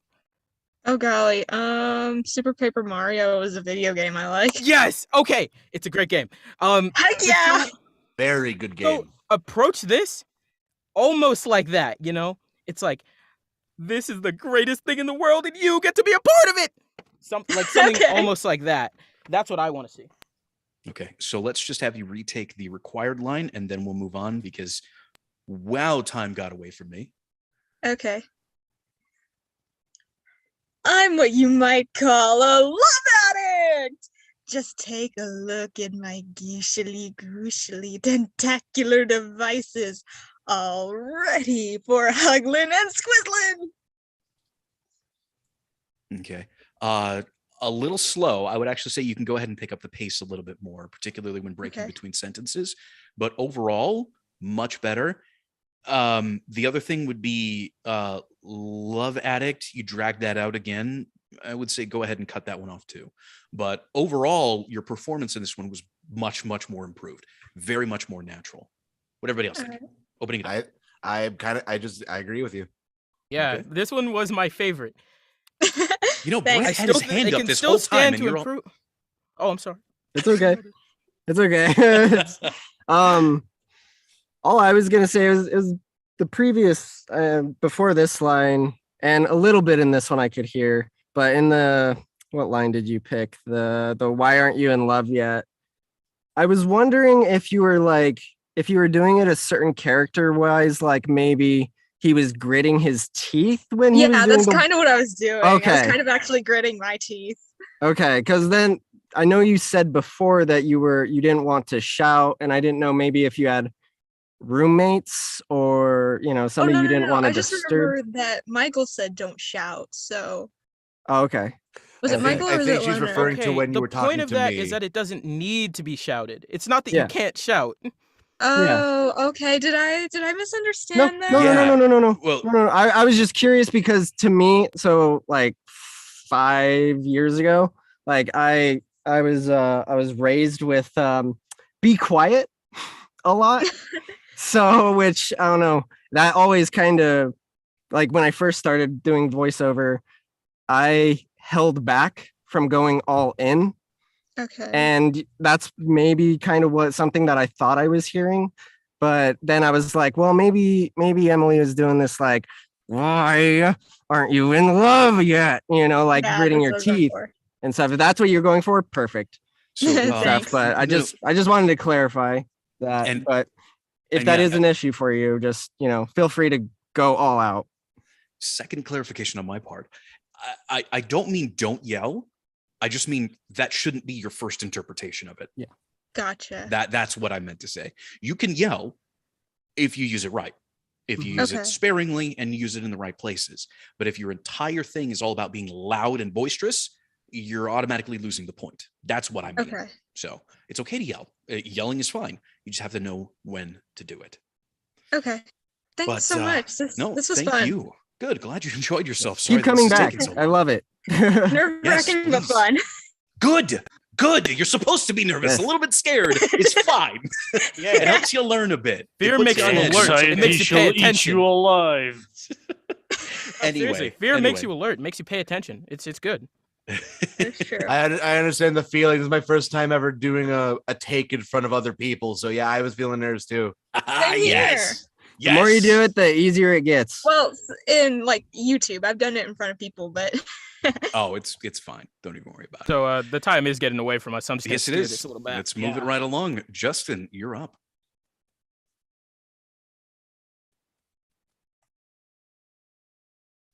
Okay.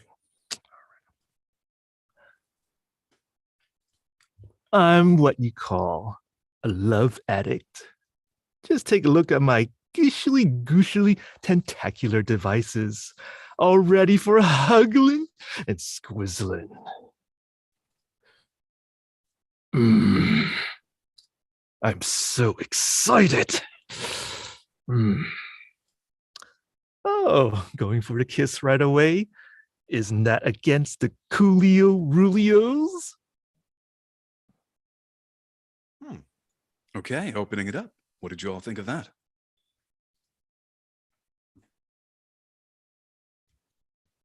Okay, I'll go first then. I absolutely loved the decision that you made at the very beginning, where Huglin and Squizzlin were two different emotions. I wouldn't know. Again, we wanted to have this as one direction per line. This is one of those exceptions that I'm totally, absolutely cool with because it added to the line. You enhanced the context there because not only did you set up your character, but because it was the first line. But you also set the expectation for the character to be very mercurial, very bipolar, I suppose, very, very easily, jumpy between emotions. And that really worked.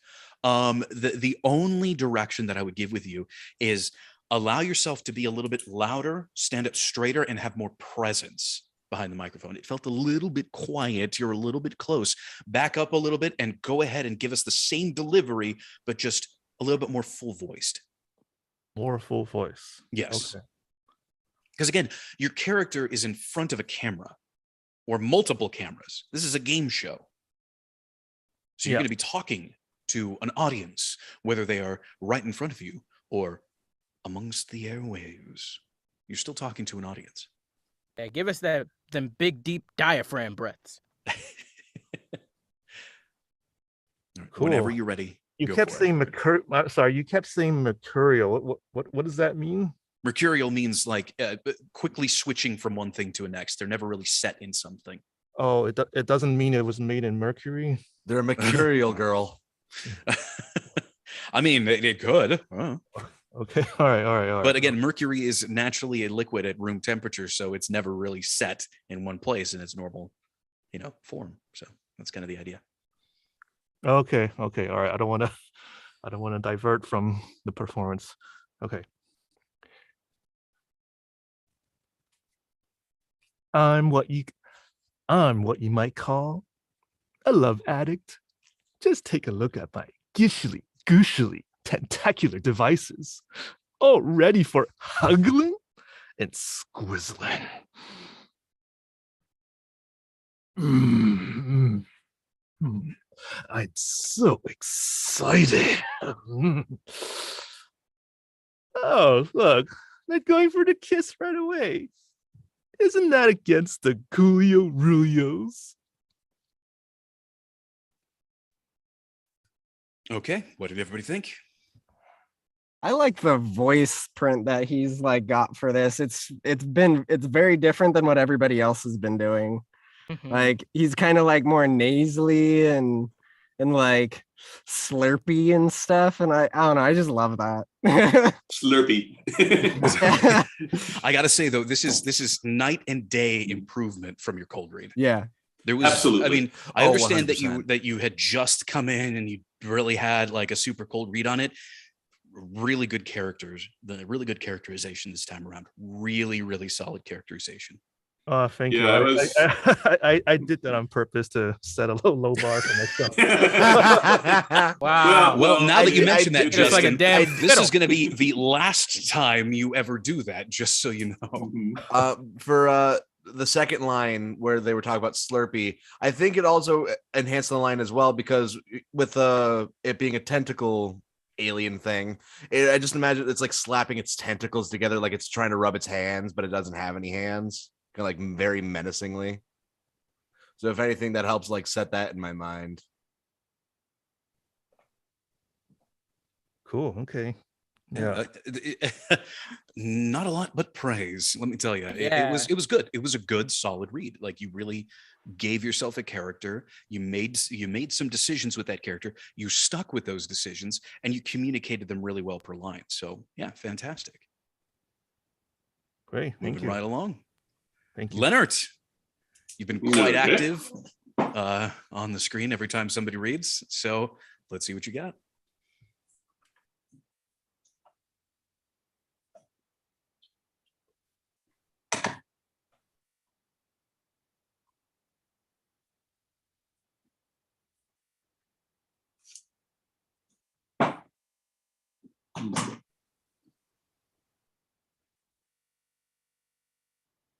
I'm what you might call a love addict. Just take a look at my goosely goosely tentacular devices, all ready for hugging and squeezing.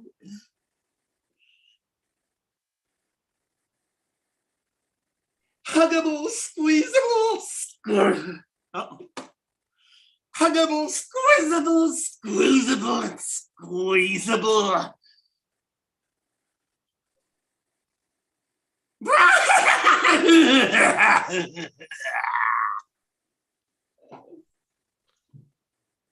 Headphones on. Okay. What did everybody think of that?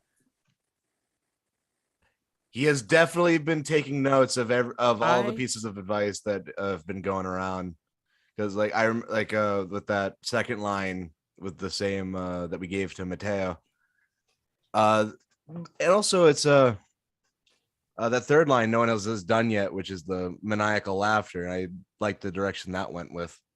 It was very chilling. Um, Thank you.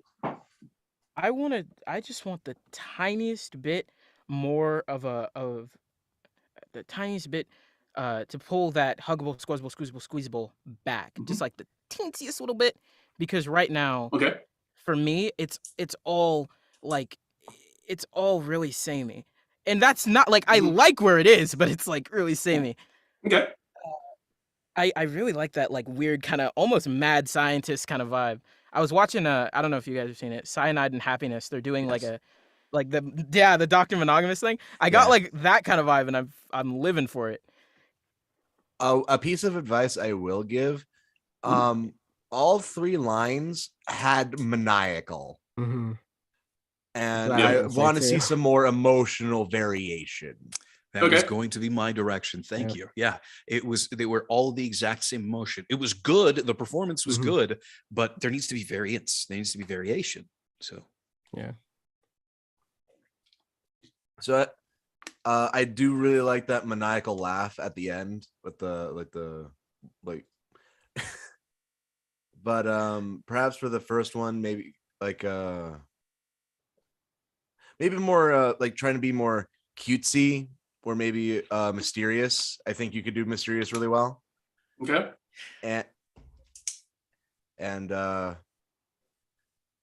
the second one, I actually want to see something kind of more like mysterious, kind of like he has the energy and then slowly loses it, but it doesn't delve into like a angry kind of like he's kind of listening it off, but he's got kind of droning on like See, it's meant to be obvious. the thing is you gave him mysterious for both the first and second lines. Oh no wait, sorry. No, I said for first was meant to be cutesy. First was cutesy. Okay. It was cutesy or mysterious. For the second one,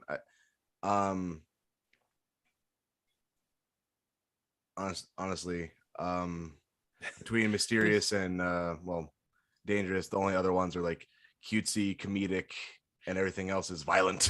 So I'm gonna give you this one might, I hope it's gonna be a challenge for you, Leonard. That laugh right there in the middle. Yep. Don't make it maniacal. Be entertained. Okay. Something happened to the protagonist. Something terrible happened to the protagonist. You genuinely find funny.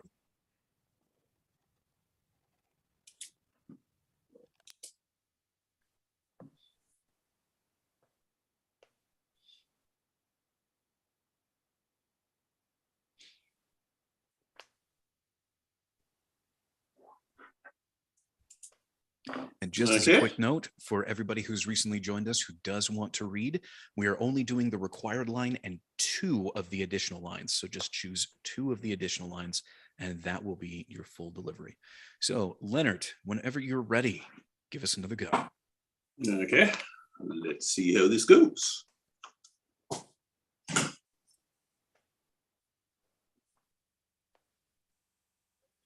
I'm what you might call a love addict.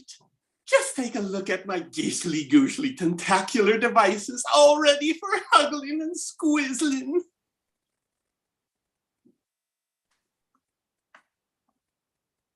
Huggable, squizzable, squoozable, and squeezable.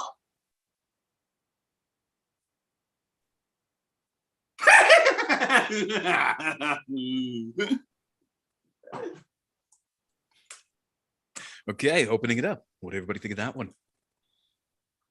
I am vibing so hard with the first 2. The laugh, I'm kind of iffy on, but that's just a me thing. I think it works, but like, I don't know. It just feels it's starting to veer still into that maniacal. Okay. But but at the same time, I think it really suits this character that his natural laugh would just be something weird and off the wall. So Yeah, very much I'm really like leaning either way with that one. Yeah, my opinion is pretty much the same as Ellis's. With it kind of like for the third line with the maniacal laugh, kind of feels like it's like a boss fight, and like you screwed up in the during the game, and he's just laughing at your demise. So Okay, good, because I think that's where I was directed. Final Kind boss, Zarky Warky. sorry. Well, I mean, you are the main antagonist, so that would work. And Michael, Anything else? Yeah, what's up? also, you see, we could like we could reread this next week. I don't think I don't have that bipolar craziness in me for tonight. Well, I mean, you can just listen in for tonight if you want to. That's fine. Yeah. Yeah, I don't think I don't have that. That's fine for tonight. That's fine. So,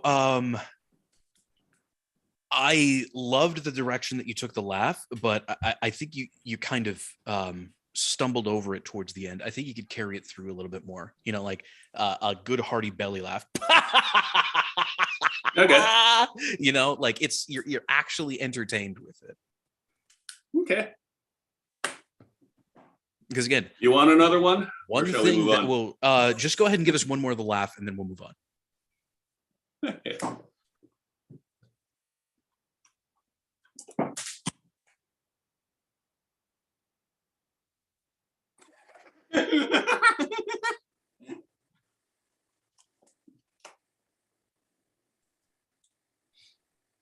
Yeah, I'm looking for a belly laugh, like an actual like. Okay. Zargazorg is already pink, but they were tickled even more pink by whatever happened. Okay, this is going to be challenging for me, so thank you.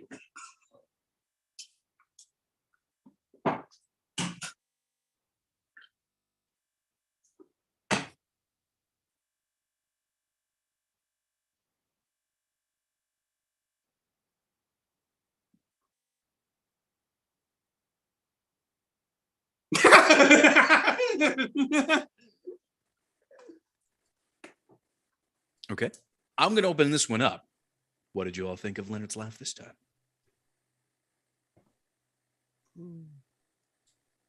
I'm leaning towards the one before it. Really? In that, because I got a lot more of just like, oh, this is just the silliest thing that's ever happened. With this one, I feel like the laugh itself was technically more well executed, but I'm not getting that emotional connection. The second take felt a lot similar to the first one, before the 2 retakes, where you wanted him to do like the pot belly laugh. One felt like very similar to that. The second one was definitely more unique, but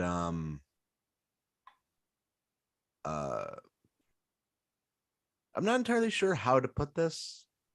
It's kind of like the laugh is coming out, but there's no weight behind the laugh. Mm. One of Yeah, the I can things that see you that. could try, is start off with like a bah or a bah, like put your stomach and your diaphragm into it, like push that out first.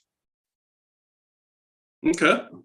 Because again, One more? think of like I don't even know like what would be a good example of it, but just think of like a situation where like the character would be like on their knees pointing and laughing at one of like the maybe something really stupid or trivial happened, like one of the protagonists tripped and fell flat on their face, and just it's the funniest thing to you at that point. So start off with just the like really get your body, your diaphragm into it. Okay.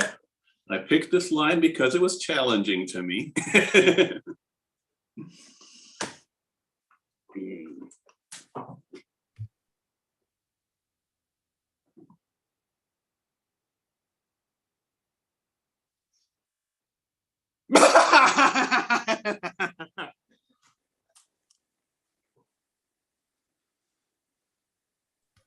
Okay, what did y'all think of that one?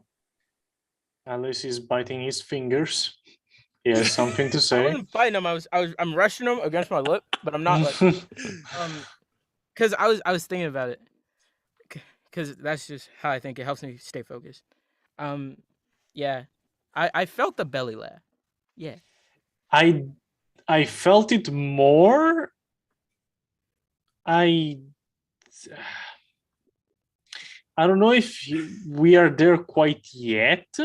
Mm-hmm. But on the Yeah. on the other side, I don't know if also Mike and the rest of the list how much time we have to give to this. I felt it strong in the beginning, but it felt like it quickly lost power. Okay. My only thing that I was thinking while I was listening to it, I did like it, but I kind of wanted it to go in a direction where those like W's are, where I don't know if this happens to anybody else, but when I laugh, my laugh, it will start as like ha ha ha's and then it'll become like random noises, if that makes sense. It'll kind of start just being breaths, like Well, I mean that's kind of what he was going for. So the thing is yeah, no, I you're on think the it could cusp. just be like a tiny bit bigger though.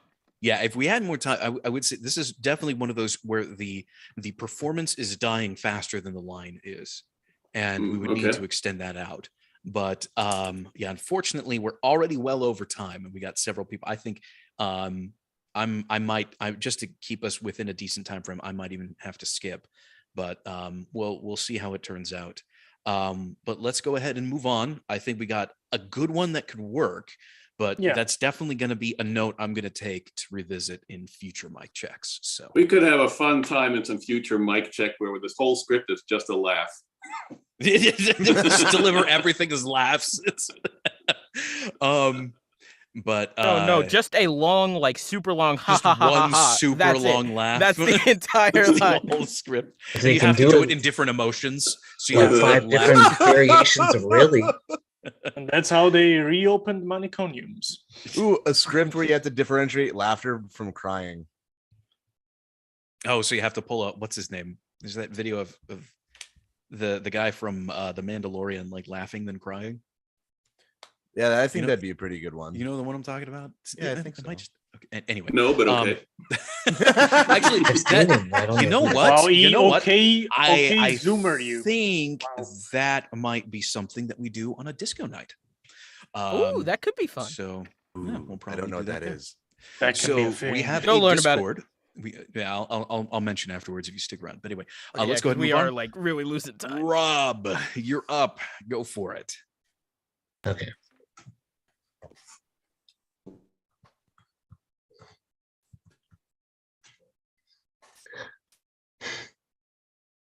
I'm what you might call a love addict. Just take a look at my gishly, goosely, tentacular devices, all ready for hugging and squizzling. Hey, holy ho! Do you believe in love? My my tentlings are tingling. It is too cute. Why aren't you in love yet? Oh, I thought it was only 2 lines. Huggable. It's supposed to be. Rob, Dude. it's only the main line and 2 lines, not Oh, all 2 of them. lines. Okay. Yeah. So little bit unfocused there, but Yeah. that's okay. Okay. That's okay. It's all right. I Rob, probably this should is the clarify. second time. Your kneecapping is near. Okay, I'm gone. That's Bye. a grudging. Please don't listen. No, come back. All right. So, what did everybody think so far of the So- many takes that we've heard? Yeah. I the first one, the required line, felt weird, but in a good way. My thing for that is I heard huggin' and not huglin'. And then for this might be the internet, but hey he hidely ho. I heard that. I did not hear its mama or papa's argy wargy. I didn't hear that part at all. Yeah. That might have been a cutoff. Who's to say? No, it wasn't. No excuses. And then for do you believe in love? Was that the next one? I don't remember. I remember the lines. I just don't remember the order. Well, it's more like it didn't sound like a question. Is that what you're saying? No, I just don't remember the order. I'm just trying to, in my head, be like, is that what it was next? Yeah, But, that's the next line. Mainly because I Cool. said way too many lines. No, I my think- memory's just bad. That's why I'm Okay, I'm join the curious. club. But my thing for that, I just kind of want it to be bigger, more excited. You know what I Yeah. mean? For the do Like- you believe in love? Yeah, for that one. For that one, it to me, it felt like it felt really, really just like a dude talking to another person. But this is, this guy's a love addict. He's like, do you believe in love? This guy, he's anxiously searching for someone who he can share his love of love with, in my opinion. Every day is Valentine's for this dude. One thing I will say that I don't think anyone else said yet, with the continuation of the lines, I didn't hear emotional variety. I thought it was like all going for cutesy, and I think that should be brought up, especially because when you were continuing on with the lines, even though you did more than 2, it felt like they were all kind of blurring together. Absolutely. I was gonna say, again, so the reason why we're doing 3 lines is because you need to differentiate each one of them. There's the required and 2 of the optional. The required and the optional lines all need to sound unique and distinct from each other and need to have their own emotional space. And it's pronounced Zargy Wargy. Zargy wargy. Okay. Wargy, wargy. That is the strangest thing I've ever said with a serious face. Yeah. Correct, sir. It The, is pronounced Do Zargy you wargy. remember? Yeah. What? The required line to me, I was getting a Kermit the Frog vibe, and I don't quite think that's what to Doesn't go fit. for. Which one is that? Yeah, the required line. So that Okay. the whole thing really.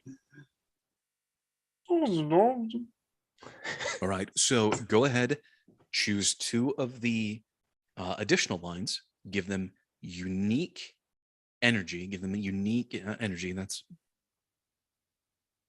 And if you need to think a moment about what you want to do with them, that's okay. give them a unique facet of this character, and go ahead and give us another take when Required line and then the 2. Exactly. I'm what you might call a love addict. Just take a look at my gishly, goosely, tentacular devices, all ready for huggling and squizzling. Do you believe in love? Why aren't you in love yet? Okay, opening it up. Whatever do you think? I You couldn't give hear the- yourself even more of a second. That's My totally fine. Postmates came up. here. Rummages. Hum. So for the why aren't you in love yet? That one, it felt too relaxed, in my opinion. I I I want you to approach that like this guy. I know that my show's the greatest. I know that I have never failed to make a match. I'm not gonna let you be the first person who doesn't find love on the greatest dating show in the universe. Okay. Yeah, a little more anger in that one would be good. Okay. Yeah, I could say it requires more energy, but I am no degenerate. So yeah, no, just push the pedal, like we said with Emily. In part, I think like you have more the tonality of the character down. I just need more gas, I guess. That it flows with the copy. Mm-hmm. Okay.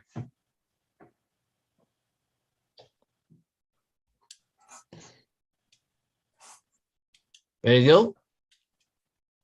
Okay. I can't see, so I'm just looking at the copy. Okay. No.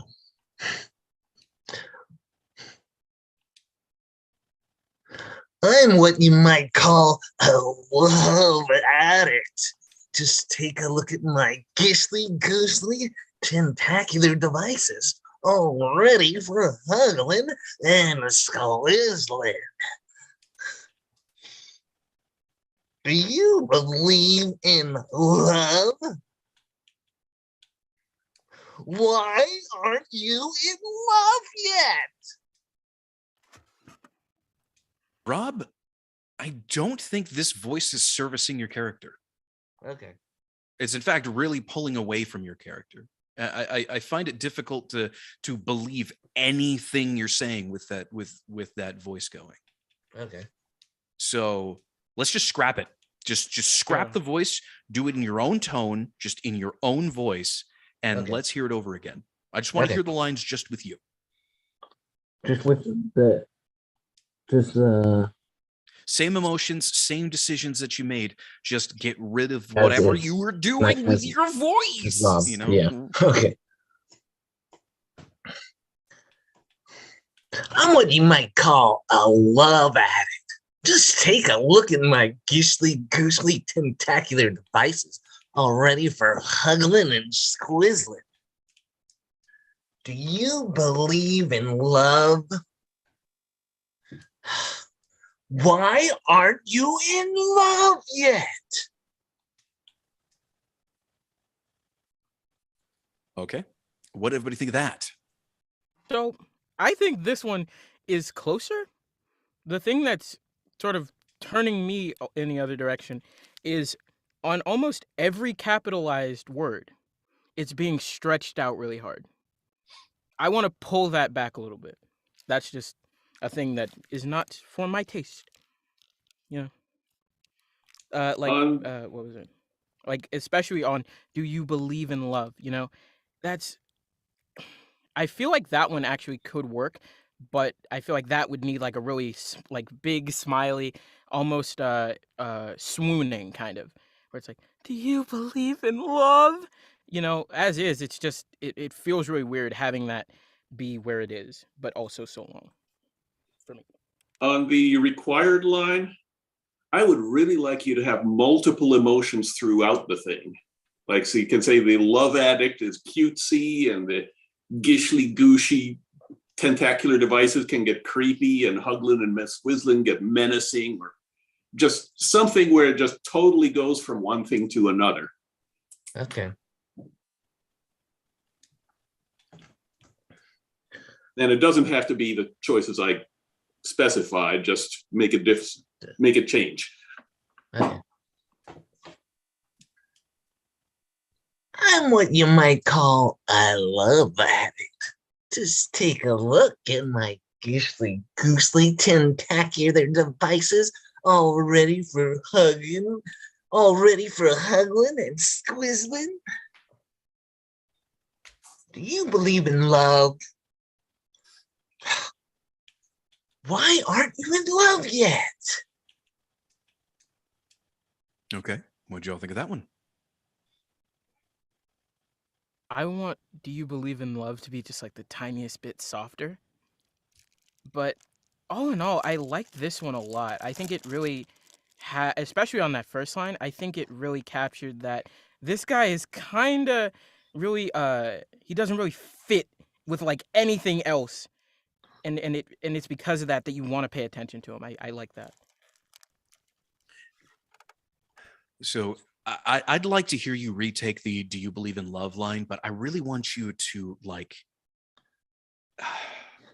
solemnify love. I want it to sound like this incredibly, almost ethereal, preternatural kind of like beauty that you're really trying to attain. Do you believe in love? Like it is the most important thing in your existence.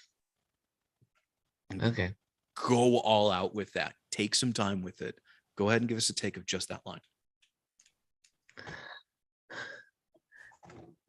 Do you believe in love? What y'all think of that? That one was a lot more. That I like that one a lot more. It's a lot more believable. Yeah, that's the way someone who is addicted to love would say it. Yeah. That feel different to you, Rob? Got a little bit more of a setting to it? Yeah. Yeah, that's what we were talking about earlier. It's about creating the context around your delivery. It's setting your intention in that you understand what's happening around you and you play to that. That is what we want to hear. So that line really had it. At least had it a lot more. Yeah. It felt like it. Well, it sounded good. So what does everybody think? One more take, or are we good to go? We're good to go. I think so. I wouldn't mind hearing Michael. Well, I have to check. Mohammed, did you want to give a read tonight? I know you jumped in with us, but I'm not sure if you wanted to read tonight or not. Sure, I'll give it a go.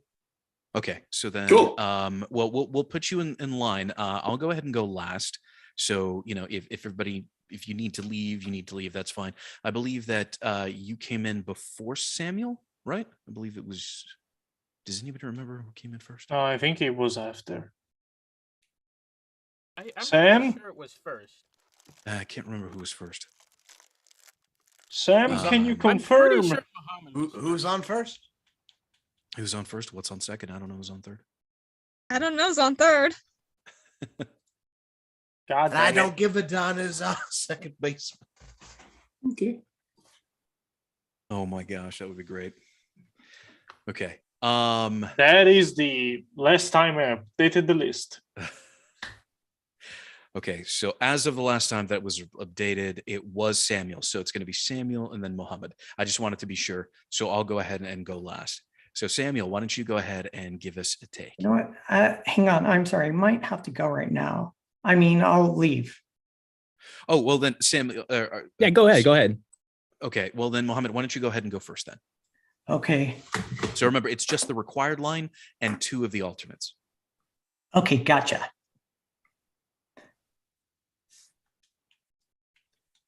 I'm what you might call a love addict. Just take a look at my gishly tentacular devices, all ready for hugging and squizzling. Do you believe in love? Why aren't you in love yet? Okay, opening it up. What did everybody think? I forget who it was early in the order, but you said that what they were coming through as was loud, and I got the same here. Oh, yeah, that's what my first takeaway was right after. Yeah, so we don't want. We're not looking for even though these lines are or these words are all in caps and have exclamation points.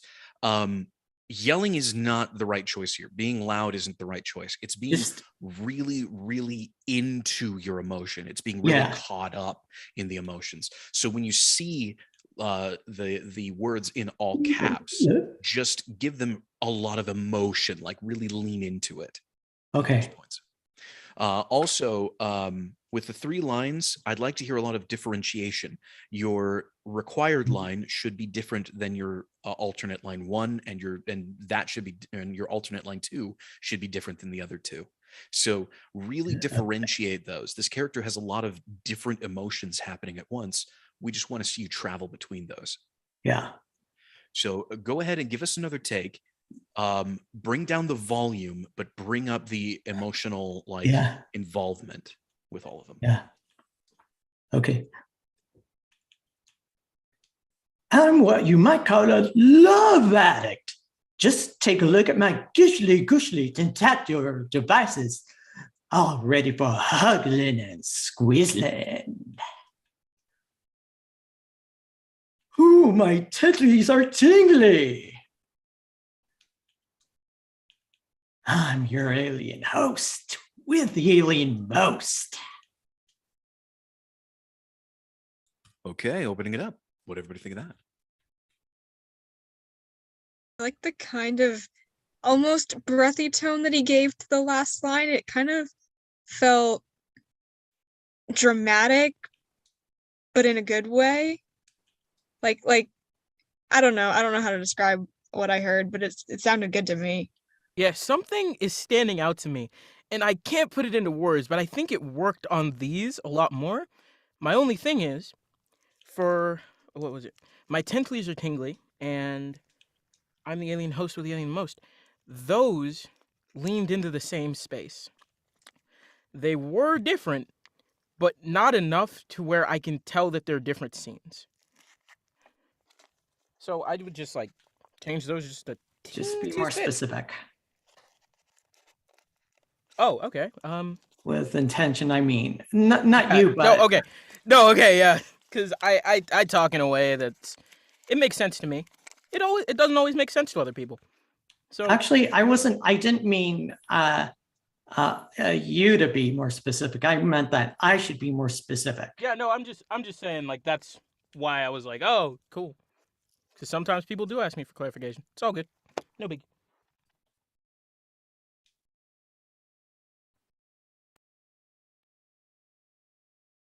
Okay, well, whenever you're ready, give us one more take.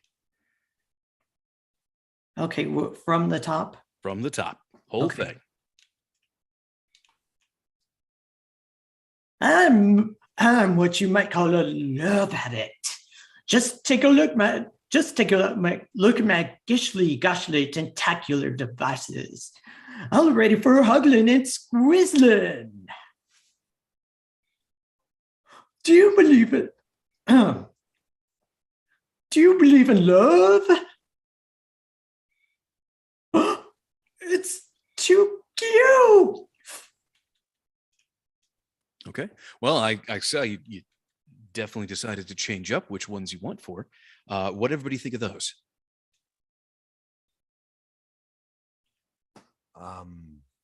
You started tripping up in the first line, and yeah, that really threw you off. Yeah. My thing is that I'm noticing is that you're differentiating your 2 takes after, but they start to blend. And I feel like, and this is just a me thing, I want to try it with just keeping the 2 lines that you had, because switching them, it seems to me like it's taking you back to square one.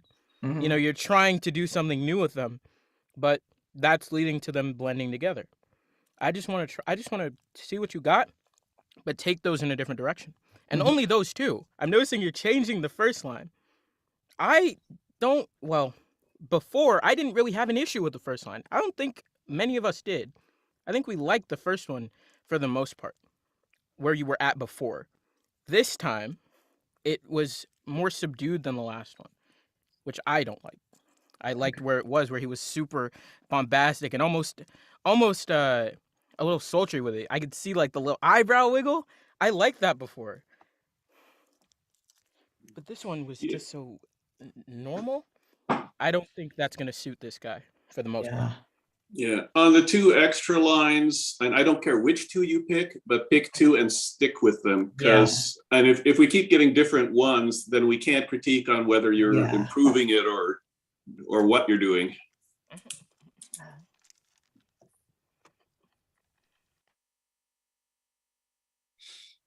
All right. Well, go ahead, give us one more take, 3 lines, differentiate them, but really get into your character. Because again, this character is bombastic. Okay.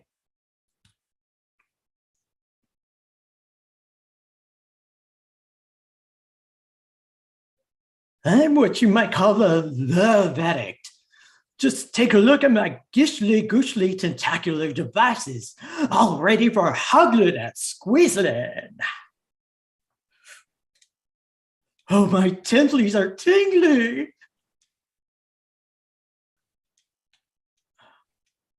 I'm your alien host with the alien most.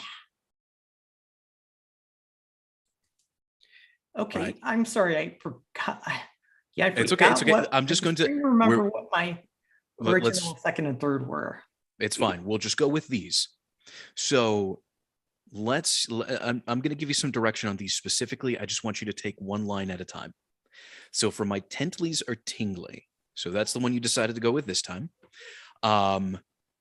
Make it sound like you're anticipating something. Something big is happening. You know, like you're like something exciting is coming, you know, nah, my tentacles are tingly, you know, something like that. Just give us some kind of feeling of anticipation. Ooh, my tentacles are tingly. Yeah. Okay. Good. I really like that emotion on that one. Then the next one was I'm your alien host with the alien most. So this is an example of seesawing. So what that means is that since there are 2 very clear sides to the sentence, one side needs to be emphasized one way, but the other side would need to be emphasized the opposite direction. So if you go down on the first one, you go up on the second. I'm your alien host with the alien most, or vice versa. I'm your alien host with the alien most. You see what I mean? You're going up on one and down on another. So go ahead and give us that read. Okay. I'm your alien host with the alien most. Okay, you went slightly up on the first one and more up on the second. If you're going to do it, the first one needs to go down. I'm your alien host, host being the operative word there. Host would go down with the alien most. Most would go up. Oh, it has to be the last word. Well, that's because those are the ones that rhyme. Okay. Yeah. And those are the ones that are naturally going to be, you know, they're naturally going to be contrasting each other. Yeah, I thought I had a bit of a brain fart. That's okay. I totally thought it meant ramp downward, then ramp upward.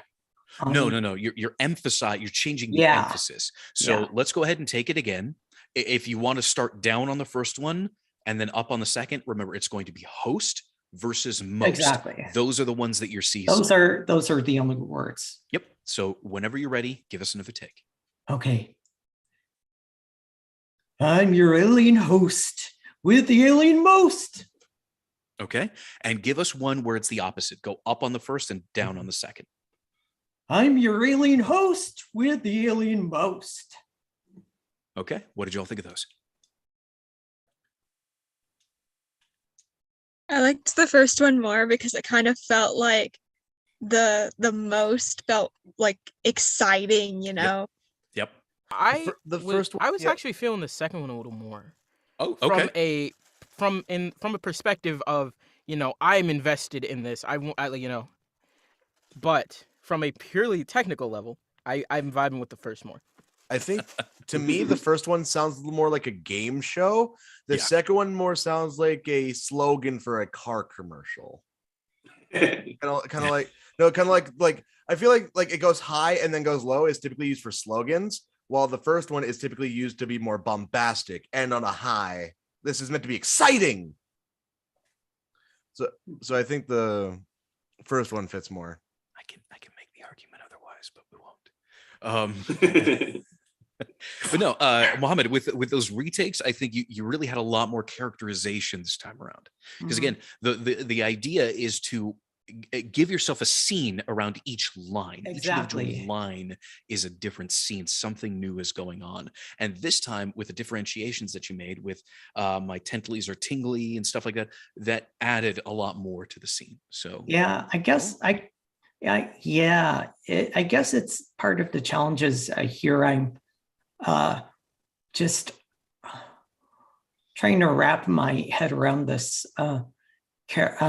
character that's outside my wheelhouse. yeah, and that's part of the reason why I chose it. I chose this one because I would be uncomfortable reading this, and I know that I would need to put myself to this challenge. So, the thing is discomfort is my goal. I want you to feel a little uncomfortable when reading something here, because then you really rely on thinking and on retrying things again and again and again. It's a great tool to learn from.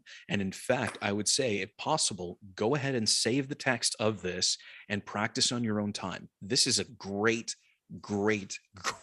practice script for all of you out there. And I'm talking just in general, because this is going to require you to think a lot more than I know quite a few people have in the past. So we're just this is definitely a really good script for getting outside of most people's wheelhouse.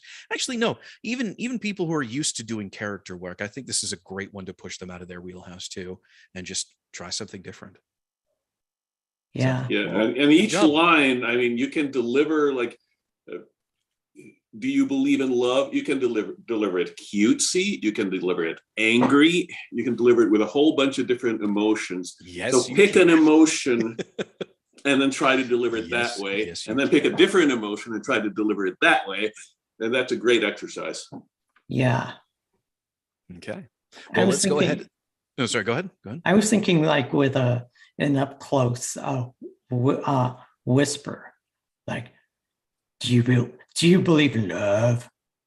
You could do something like that. Again, this is going to be a really good one to practice with, because your character has a lot of emotions and each line could be any of them. So go ahead, save this one particularly for some self-practice. So I'm sorry, are there like any good reference characters just to look up that are along the lines of this? Let's go ahead. We can bring that up after we're done. We're running way over time right call. now, but yeah, we can keep discussing that if you want to keep chatting. But for now, let's go ahead and move along to Samuel. Hi, do I sound good? Yes. Yes, you do. Coming through great. You do. Once again, you're just going to do the required line and 2 additional lines, and each one of them is going to be slightly different. So whenever you're ready, go for it. Okay. I'm what you might call a love addict. Just take a look at my gishly gooshly tentacular devices, all ready for huggling and squizzling. My beloved studio audience, get ready to be splattered. Okay, opening it up. What did everybody think? The first 2 were really samey. Yeah, I was about to say the first 2 sounded like they were part of the same line. The third one definitely had a different energy to it, considering the third one sounded like a WWE show. Yeah, the third one. Get ready to be splattered. Get ready. Yeah, it felt.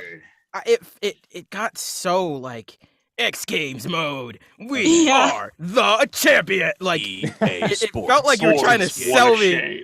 Yeah, I just want that to be either, like strictly menacing, or just, well, not strictly menacing, but I want that to be either the main thing or just like mainly really cutesy. Whichever one, I think those 2 fit that line really well. Okay. So the 3 lines that you gave us was clearly the required line, then my beloved studio audience, and get ready to be splattered. Right. So what emotion were you going for with the required line? Initially I was going for more cutesy, like kind of cutesy, flamboyant-ish. Okay. And then for my beloved audience, maybe I didn't sell it good enough. I meant to like depress the tone as I was going to, like, my beloved studio audience, like that. I meant to kind of. Well, okay. So why are you moving in that direction? Well, I kind of viewed it like the character's supposed to be changing as they speak, if that makes any sense. Mm-hmm. But you've got some great examples of what you can choose in the directions itself. And nowhere there is depressed. Okay. You see, that's where I need to work on. But if we look at the character, here are some of the descriptions. Okay.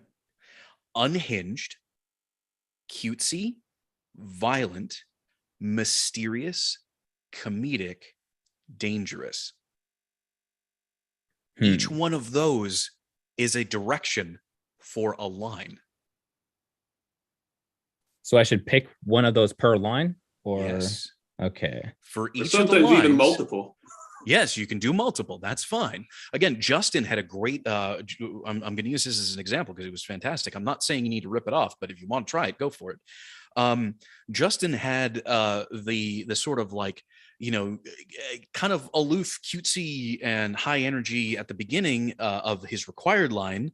But when he got to Squizzlin, he gave this really sinister turn. Like, yeah, you know what? Your lives are on the line too. So he managed to really enhance the whole unhinged thing with that. You can do that. Again, you can include multiple of them in a single line, but you have to make that decision and you have to stick to that decision. Okay. Another thing is also to give yourself some context. What led you to feel that way? Why is your character feeling that way? Yes, they're all over the place, but they have reasons for feeling the way that they feel. You got to give that character that reason. You have to build your context. What's happening in the scene around you? Like, some people have taken the required line to be their introduction. Another is a one-on-one thing.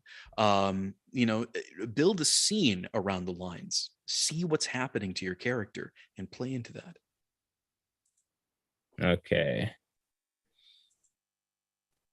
So whenever you're ready, go ahead and give us one more take of all three lines.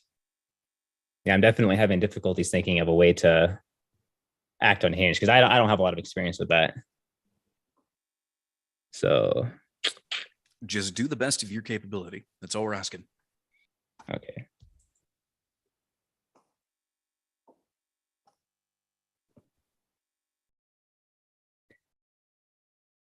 I'm what you might call a love addict. Just take a look at my gishly tentacular devices, all ready for huggling and squeezling. My beloved studio audience, get ready to be splattered. Okay. Opening it up. What did you all think? So, for that first one, I'm kind of feeling the weird sultry tone. I think that really kind of does work on the first one. For the second one, I'm going to tell you what I told Emily earlier. Connecting the lines leads to them sounding really samey. Let's keep those like really separate, because I could tell in your head that you were talking to your audience for both of those. You wanted that to be the same sentence. So I would just split those up. But I'm bro, that first line gonna make me act up. No, it's true though. It's true though. That first line, keep it. Keep that first line. Do what you were doing. Totally fine. But differentiate what's going on. You made it all one scene and it sounded like it. Nothing changed with the other lines. It was all the exact same thing. So give yourself a little bit of space. What's happening when your character, when Zargazorg says my beloved studio audience, like define that. What's going on around you? Why would they say that? Is it because maybe the beloved studio audience was actually just a bunch of cardboard cutouts and the protagonists have set fire to the building and all of them are now going up in flames? My beloved studio audience, something like that. Or are they sort of like, you'll never turn on me, my beloved studio audience? what's Are they? going on Oh, with that okay. scene. Create one. Yeah, and there's another thing that I want to see, but I'm gonna see if you approach it that way first. And then with the final line, get ready to be splattered. Like really lean into it. Make it a threat. Get ready to be splattered. You know, be excited about it. Go for it. Like whenever you're ready. Just this two. I think we're good with the required line. I don't think, you know, unless somebody has something they want to say about it, I really think you nailed the required line. But let's get those other two. Let's really get something going with those. Okay.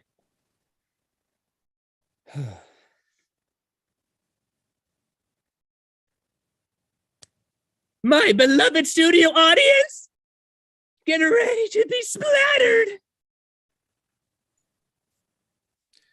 Okay. What did y'all think of that? It still feels like you want that to be one sentence. It sounded like you're about to splatter your studio audience. Can you tell us? I loved the tone for the second line, but when it continued to the third line, the third line should be its own thing because the second one I think was fantastic. Okay. So let's do some granular direction here. What do you want to do with the second line? Make it sound very excited, like, hey, my studio audience, hello. Kind of like very excited. Okay. You're starting to veer into Mario a little bit. Hello. Hello, everybody.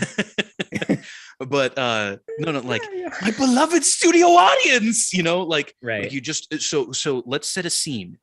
You've opened up the curtain, all right? You're Zargazorg, all right? You're this all-powerful alien in this game show. And you're on a stage and you're behind the curtains. Have you ever been on stage before behind curtains with the lights on, show night and everything? No. Buddy. Dang. It's really fun though. So fun. Okay. One thing that I want to hang on. Thank you, Ellis, but I'm not done. Yeah. That's how you work. So you're on stage, opens up, and it's showtime. Wait, do you stream, Jerry? Do you do? I do record for YouTube. Okay. So you do YouTube recordings. So you should have like regular commenters, regular people who come in and are often, you know, interact with you, right? Well, no, I just upload static videos up online with my voiceover commentary. I don't have the upload for streaming. Well, no, I mean, like even on your YouTube channel, there's usually people who will like interact or they'll, you know, you'll get the same, you know, viewers again and again. Sometimes you're assuming a lot. Okay, I'm trying to connect with something. Dang it! I get it. Assuming in 2022. Yeah, you know what? Fine. What are you doing, Mike? Sure, cancel me. Fine. I mean, whatever. But the thing that I'm trying to connect you to is, you need to have that moment of the show starts and you're happy to see everybody. It's like, oh, it's a surprise. You just opened up the gift and it's exactly what it is that you wanted, you know? Give us that. So kind of like, hello, my beloved studio audience. Yes, exactly. So go ahead and give us a take of just, you know, well, I mean, if you want to start with hello or something else, go ahead and give us a take of just my beloved studio audience, but really give it that, I'm so happy to see you here. Go for it. My beloved studio audience. See, that came off tragic.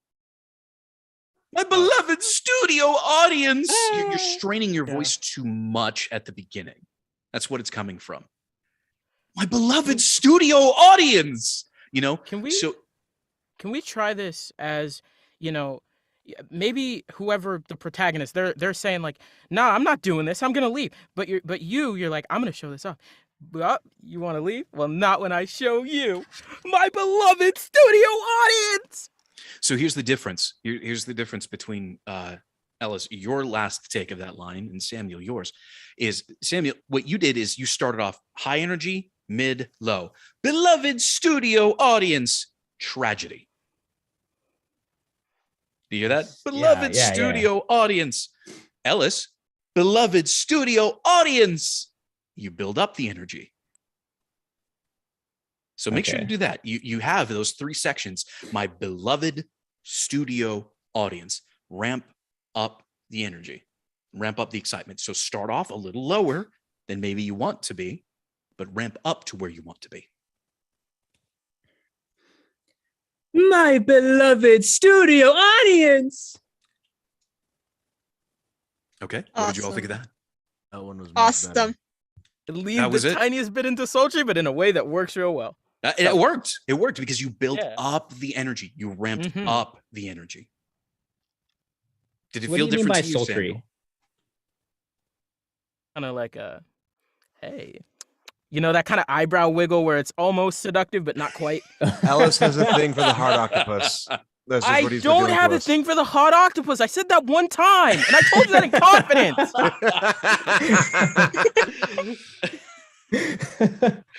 Gee, I'm sorry. It sounds like someone's tentacles are tingly. Samuel, did it feel different to you? Yeah, Did that delivery felt feel way different? more inviting. Like I was watching a circus, kind of. Yeah, and it because you felt it, we felt it. It came off that way. So now, last one. Get ready to be splattered. So you don't have to be super forceful at the beginning, because since splattered is all in caps and there's an exclamation mark, that doesn't necessarily mean to be loud. You can. It's a tool to be used in the right place. I will reiterate that again. But that doesn't mean for you to be loud, but be really intentional about what you mean. So if that's supposed to be funny, get ready to be splattered. You know, that's where you sort of break and have some fun with it. If it's supposed to be threatening, get ready to be splattered. That's where that comes out. See what I mean? Yeah. So that fully caps locked word is where you're going to have your big performance. So go ahead and give us a take of that line whenever you're ready. Okay. Get ready to be splattered. You're starting off way too high in your register. You have nowhere to move since you're already up at the top. Got it. So you're basically hitting the roof of your register the whole time. If you're going to do that, start low, then move up. Okay. Get ready to be splattered. You're still doing it. Now you're just doing it at a quieter volume. Okay. You're still in a falsetto voice. Get ready. You know, you're way up there. Bring it down. Get ready to be splattered. Then move up to it. See? Gotcha. Get ready to be splattered. There you go. That was the read. What did you all think? Woo! That's a good one.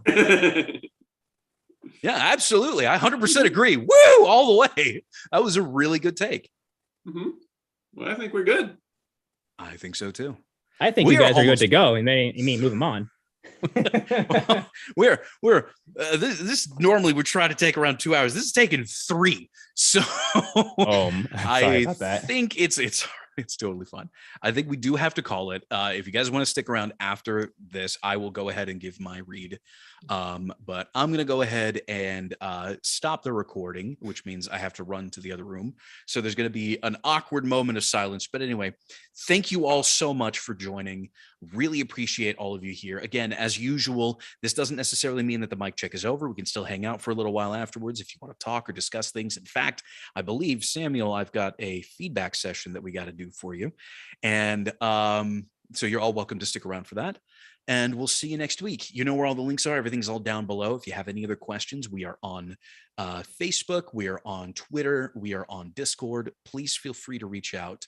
And we'll see you all next week. Take it easy, everybody. I want to read this again next week. Bye to anyone who's leaving. Bye. This was really fun. I'm glad It we all did was. it. I'm very warm. I'm definitely coming back next week. Yeah, I want to read this next week. We'll be happy to Yeah. have you. Well, we'll probably have like medical narration or something just for Mateo. I gotta work. me. I gotta work on